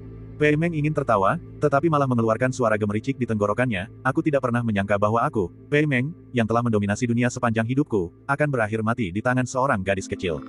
Memang, karma itu berputar, dan pembalasan itu cepat dan pasti, hahaha. Tawa itu tidak menyenangkan, namun menyebar luas. Harus diakui, Pei Meng adalah pria sejati, bahkan hingga sekarang, dia tetap tangguh. Si burung pipit kecil berdiri di samping Pei Meng, memegang belati, air mata menggenang di matanya. Sesaat kemudian, ekspresi tegas muncul di wajahnya, dan dia tiba-tiba mengayunkan belati di tangannya ke bawah, menusukkannya ke leher Pei Meng. Namun ia bertubuh kecil dan lemah, dan kali ini, ia hanya mampu menusuk sedalam setengah inci sebelum tidak bisa menusuk lebih jauh lagi. Berikan aku kematian yang cepat, teriak Pei Meng, tampak hampir seperti orang gila. Yang Xuan menghela napas dalam hati, dan dengan sedikit berpikir, belati yang tertancap di leher Pei Meng tiba-tiba terlepas. Suara Pei Meng tiba-tiba terhenti. Sesaat kemudian, cahaya di matanya perlahan memudar, tetapi setetes air mata tetap berada di sudut matanya, mengalir di pipinya dan jatuh ke tanah tanpa meninggalkan jejak. Seorang penjahat terkenal telah menemui ajalnya. Ibu, burung pipit kecil berteriak ke Stong Kuan, lalu pingsan. Dia masih sangat muda, dan setelah mengalami suka dan duka seperti itu, dia tidak mampu bertahan lagi. Burung pipit kecil, Lin Sui dengan cepat terbang mendekat dan memeluk burung pipit kecil itu. Bab 90. Di belakangnya, semua orang di kafilah berlutut dan bersujud kepada Yang Xuan. Pada saat itu, para pengusaha lainnya, termasuk Wang Tongpu, merasa terkejut sekaligus takut. Yang mengejutkan, jika bukan karena Yang Xuan, mereka semua pasti sudah mati sekarang. Yang menakutkan adalah mereka benar-benar mencoba menjatuhkan Yang Xuan, yang pada dasarnya adalah bunuh diri. Mereka yang menyalahkan Li Changgui merasakan campuran rasa malu dan emosi yang tak terlukiskan. Seandainya bukan karena desakan Li Changgui untuk mempertahankan Yang Xuan dan pria lainnya, mereka pasti sudah mengusir Yang Xuan. Saat ini, semua orang akan mati, dan semuanya akan berakhir di situ. Setiap minuman dan setiap suapan sudah ditakdirkan. Senior, saya sangat berterima kasih dan tidak dapat mengungkapkan rasa terima kasih saya. Jika Anda membutuhkan bantuan saya di masa depan, saya akan melakukan apapun untuk Anda. Dengan bantuan beberapa saudara, Zhang Gui berhasil berjalan dan berlutut di tanah. Yang Xuan sangat mengagumi Zhang Gui. Dia percaya bahwa seseorang harus setia kepada orang yang membayar, dan bahwa tindakan Zhang Gui yang tidak membelot dalam ujian hidup dan mati adalah hal yang terpuji. Terima kasih kembali. Yang Xuan berjalan mendekat, tersenyum, dan membantunya berdiri, sambil diam-diam mengucapkan mantra penyembuhan. Zhang Gui merasakan tubuhnya tiba-tiba terasa ringan, semua rasa sakit hilang, dan luka-luka internalnya sembuh seketika. Dia sangat terkejut dan mendongak ke arah Yang Xuan, senior. Yang Xuan menggelengkan kepalanya sedikit, memberi isyarat agar dia tidak membuat keributan, sebelum melepaskannya. Zhang Gui mengerti, tetapi tidak berani bersuara. Dia hanya menatap Yang Xuan dengan rasa terima kasih, terlalu gembira untuk berbicara. Kakak laki-laki. Burung pipit kecil itu baru saja bangun tidur. Yang Xuan menatap burung pipit kecil itu dengan ekspresi aneh. Burung pipit kecil, bagaimana kalau kita melakukan kesepakatan bisnis lagi? Burung pipit kecil, dengan wajah yang masih basah oleh air mata, bertanya, bisnis apa? Yang Xuan mengeluarkan cangkang kerang yang indah itu, dan tanpa disadari, secerca energi spiritual telah meresap ke dalamnya. Dia memandang burung pipit kecil itu dan tersenyum, apakah kamu ingin mempelajari keahlian saudaramu dalam membunuh orang? Apa? Zhang Gui terkejut, matanya dipenuhi rasa tidak percaya dan iri hati yang tak terbatas. Ketika tersiar kabar bahwa seorang guru dengan bakat bawaan akan menerima seorang murid, banyak sekali orang yang rela bertarung mati-matian untuk mendapatkannya, itu benar-benar gila. Sebelum Li Changgui sempat bereaksi, dia melihat Zhang Gui tiba-tiba mengedipkan mata padanya, matanya hampir keluar dari rongganya. Meskipun ia lambat menyadarinya, ia tahu bahwa kesempatan si burung pipit kecil telah tiba. Para bos lainnya juga memandang dengan iri, berharap mereka juga memiliki 10 atau 8 anak perempuan di sini. Wang Tongpu menatap putranya, yang masih tampak sedih, dan tak kuasa menahan napas, merasa benar-benar kehilangan arah. Diterima sebagai murid oleh seorang guru dengan bakat alami adalah sebuah kesempatan yang sangat besar. Ya, aku tahu, si burung pipit kecil kembali polos dan menjadi bersemangat, keahlian kakak dalam membunuh sungguh menakjubkan. Jadi, apa yang akan kau lakukan setelah mempelajarinya? Tanya Yang Xuan dengan sengaja, matanya berkedip ragu-ragu. Melihat ekspresi Yang Xuan, semua orang mengerti bahwa ini adalah ujian bagi Xiao Kuer. Jika jawaban Xiao Kuer tidak memuaskan Yang Xuan, masalah ini mungkin akan diabaikan. Untuk sesaat, semua orang menahan napas, menunggu jawaban si pipit kecil. Membunuh orang? Apalagi mungkin? Tanya si burung pipit kecil dengan penasaran. Zhang Gui hampir terjatuh, dan semuanya menjadi gelap di depan matanya. Saat ini, dia sangat berharap bisa menjawab pertanyaan untuk si pipit kecil. Dia bisa melakukan apa saja, menegakkan keadilan, bertindak atas nama surga, melindungi negara, menjalankan tugas untuk tuannya, mengantarkan paket, dan lain sebagainya. Namun, apakah pembunuhan, dengan alasan yang begitu sederhana dan brutal, benar-benar hal yang baik? Hati Li Changgui mencekam, dan diam-diam ia merasa kasihan pada Xiao Kuer. Lin Suying hanya menghela napas pelan, tatapannya ke arah Xiao Kuer kini berubah menjadi ucapan selamat. Haha, sungguh tindakan yang kejam. Yang Xuan tertawa, menyerahkan cangkang kerang di tangannya kepada si burung pipit kecil, menarik Lin Suying ke atas, dan melompat ke atas kudanya. Kirim si pipit kecil ke keluarga yang di kota Yanjing. Dengan cangkang kerang ini, dia bisa masuk ke rumahku. Suara itu datang dari kejauhan, dan suara derap kaki kuda perlahan memudar, menghilang dalam sekejap mata. Di belakangnya, tak seorang pun tersisa berdiri, mereka semua berlutut, membungkuk dengan hormat, benar-benar tak berdaya. Keluarga yang dari kota Yanjing. Seru Zhang Gui, aku tahu siapa dia. Siapa itu? Semua orang terkejut dan menajamkan telinga mereka. Ekspresi Zhang Gui menjadi sangat hormat. Dia bersujud 3 kali ke arah yang ditinggalkan Yang Xuan, mengucapkan setiap kata dengan perlahan dan hati-hati, Kerajaan Yan, Guru Pelindung, Pakar Alam Bawaan, Yang Xuan. Terlepas dari perbedaan pendapat yang ada di benak setiap orang, Yang Xuan dan Lin Suying menunggang kuda mereka dengan kecepatan tinggi, menempuh jarak lebih dari 10 mil dalam sekejap mata. Kita mau pergi kemana? Tanya Lin Suying. Bunuh dia. Yang Xuan memutar kudanya, menghadap ke selatan. Lin Suying terkekeh dan berkata, sekarang aku akhirnya mengerti mengapa kau memilih Xiao Kuer sebagai muridmu. Yang Xuan terkekeh, tidak berkata apa-apa, dan dengan lembut memacu kudanya, si putih kecil, yang kemudian berlari kencang. Bahkan orang bodoh pun memahami prinsip bahwa jika Anda tidak memotong gulma sampai ke akarnya, gulma itu akan tumbuh kembali di terpa angin musim semi. Bagaimana mungkin dia tidak mengetahuinya? Hari sudah gelap, tetapi keduanya tidak berniat beristirahat. Memanfaatkan cahaya bulan, mereka berlari kencang hingga ke pegunungan awan.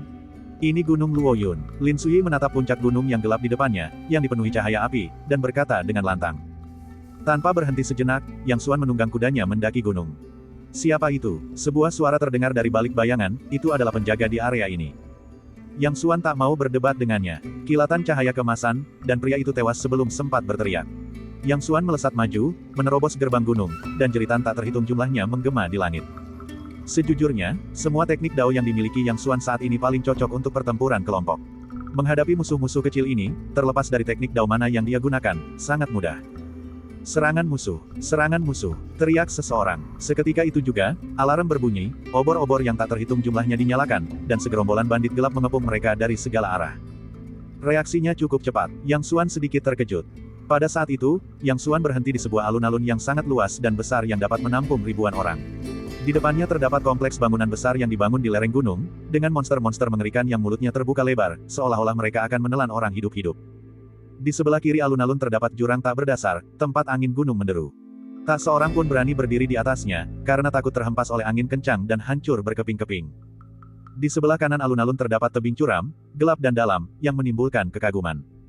Saat sirene meraung, seluruh gunung Luoyun tampak hidup, dengan beberapa naga berapi menyala dan bergerak cepat menuju Yang Xuan. Dalam waktu singkat, hampir 1000 orang mengepung Yang Xuan dan Lin Sui. Siapa yang berani membuat masalah di sini? Sebuah suara terdengar dari belakang, sekeras guntur. Seorang pria bertubuh kekar menunggang kuda, mengenakan baju zirah hitam dan memegang pedang besar bergagang panjang. Kudanya berlari kencang dari balik kerumunan, berhenti kurang dari 3 zang dari Yang Xuan. Dia membanting pedangnya ke tanah, meletakkan trotoar batu biru. Siapa kau? Beraninya kau membuat masalah di sini? Wajah pria bertubuh kekar itu penuh amarah, dan suaranya seperti guntur. Yang Xuan, yang sedang menunggang kuda, mengayunkan tombak perak yang diambilnya dari Pei Meng ke tanah, menyebabkan percikan api beterbangan. Tatapan pria bertubuh kekar itu tertuju pada tombak perak di tangannya, dan dia tiba-tiba berseru kaget, tombak perak putih yang gagah berani. Bukankah itu senjata Pei Meng? Bagaimana bisa sampai di tanganmu? Yang Xuan tertawa terbahak-bahak, mengangkat tombaknya, dan mengarahkannya ke pria bertubuh kekar itu. Tentu saja, ini tentang membunuh dan merampok. Ekspresi pria bertubuh kekar itu berubah, dan dia menjadi waspada. Dia berkata, Pei Meng adalah ahli puncak tingkat ke-10 kekuatan internal. Kau terlihat biasa saja, tapi kau pikir kau bisa membunuhnya. Aku tidak percaya kecuali kau bisa mengalahkanku. Begitu selesai berbicara, dia tiba-tiba memacu kudanya dan menyerbu ke arah Yang Xuan, mengangkat pedangnya tinggi-tinggi dengan kedua tangan dan menebas kepala Yang Xuan. Pemimpin Lei sangat hebat. Pemimpin Lei sangat hebat. Di alun-alun, banyak bandit berteriak lantang untuk menyemangati pria bertubuh kekar itu. Pria bertubuh kekar ini bernama Lei Jingwu. Dia adalah seorang ahli yang setara dengan Pei Meng, juga berada di tingkat kekuatan internal ke-10, dan seorang jenderal di bawah komando Yun Heya. Lei Jingwu meraung, dan meskipun dia memegang pedang besar, seolah-olah dia memegang gunung raksasa. Dia menghantamkannya ke kepala Lei Jingwu. Bahkan sebelum pedang itu tiba, momentumnya sudah ada, dan angin kencang menerjang ke arahnya. Kekuatannya sungguh menakjubkan. Semua bandit di arena berteriak serempak, membayangkan bahwa Lei Jingwu akan membelah anak di depan mereka menjadi 2 dalam sekejap. Kapan? Tiba-tiba terdengar suara ledakan keras di langit malam. Beberapa bandit yang berada di dekatnya sangat terkejut hingga telinga mereka berdarah, dan untuk sesaat mereka merasa pusing dan kehilangan kemampuan untuk berpikir. Ketika semua orang melihat lebih dekat, mereka semua terkejut dan tercengang. Yang Xuan memegang pistol di satu tangan, ujungnya mengarah ke atas, dan benar-benar menyentuh bilah pedang besar Lei Jingwu, membekukannya di udara. Kau, Lei Jingwu terkejut. Orang lain mungkin tidak tahu, tapi bagaimana mungkin dia tidak tahu? Serangannya dilancarkan dengan seluruh energi internalnya, membuatnya sangat kuat. Bahkan jika Yang Xuan mampu melawannya hingga imbang, seharusnya ada kekuatan penyeimbang. Namun, ketika pedangnya menghantam tombak itu, seolah-olah tombak itu terbelah menjadi gumpalan lumpur lunak, tertahan kuat di tempatnya, tanpa adanya kekuatan penyeimbang sama sekali. Pada saat itu, semua orang di ruangan itu merasakan ada sesuatu yang tidak beres, dan suara itu berangsur-angsur mereda. Yang Xuan, dengan senyum tipis, bertanya kepada Lei Jingwu, jadi, apakah kau percaya padaku sekarang? Lei Jingwu terkejut dan hendak mundur ketika tiba-tiba ia merasakan kekuatan luar biasa yang berasal dari tombak itu, yang menerobos pertahanannya dalam sekejap. Ah! Lei Jingwu menjerit, memuntahkan darah, dan terlempar ke belakang bersama kudanya. Semua orang tersentak kaget, tak bisa berkata-kata. Lei Jingwu adalah seorang jenderal di bawah Black Crow, berada di puncak tingkat kekuatan internal ke-10, dan sangat kuat. Namun, sekarang dia terlempar dalam satu gerakan. Bagaimana mungkin mereka tidak terkejut? Ledakan. Lei Jingwu terjatuh dengan keras ke tanah, benar-benar kehilangan orientasi. Sebelum dia sempat bereaksi, kuda hitam yang ditungganginya terbang dan menabraknya, membuatnya berkunang-kunang dan hampir pingsan. Tanpa diduga, kuda yang telah ditungganginya sepanjang hidupnya kini menunggangi punggungnya. Ayo, ayo, cincang mereka sampai hancur. Lei Jingwu tersadar dari lamunannya, merasakan sakit yang luar biasa di sekujur tubuhnya, dan berteriak dengan marah. Ya, atas perintah pemimpin, siapa yang berani membangkang? Hampir 1000 bandit menyerbu maju, semuanya berteriak aneh. Apa yang harus kita lakukan? Tanya Lin Sui dengan gugup, dan tanpa sadar sedikit mendekat ke Yang Xuan. Meskipun dia memiliki kepercayaan penuh pada Yang Xuan, jumlah bandit saat ini terlalu banyak.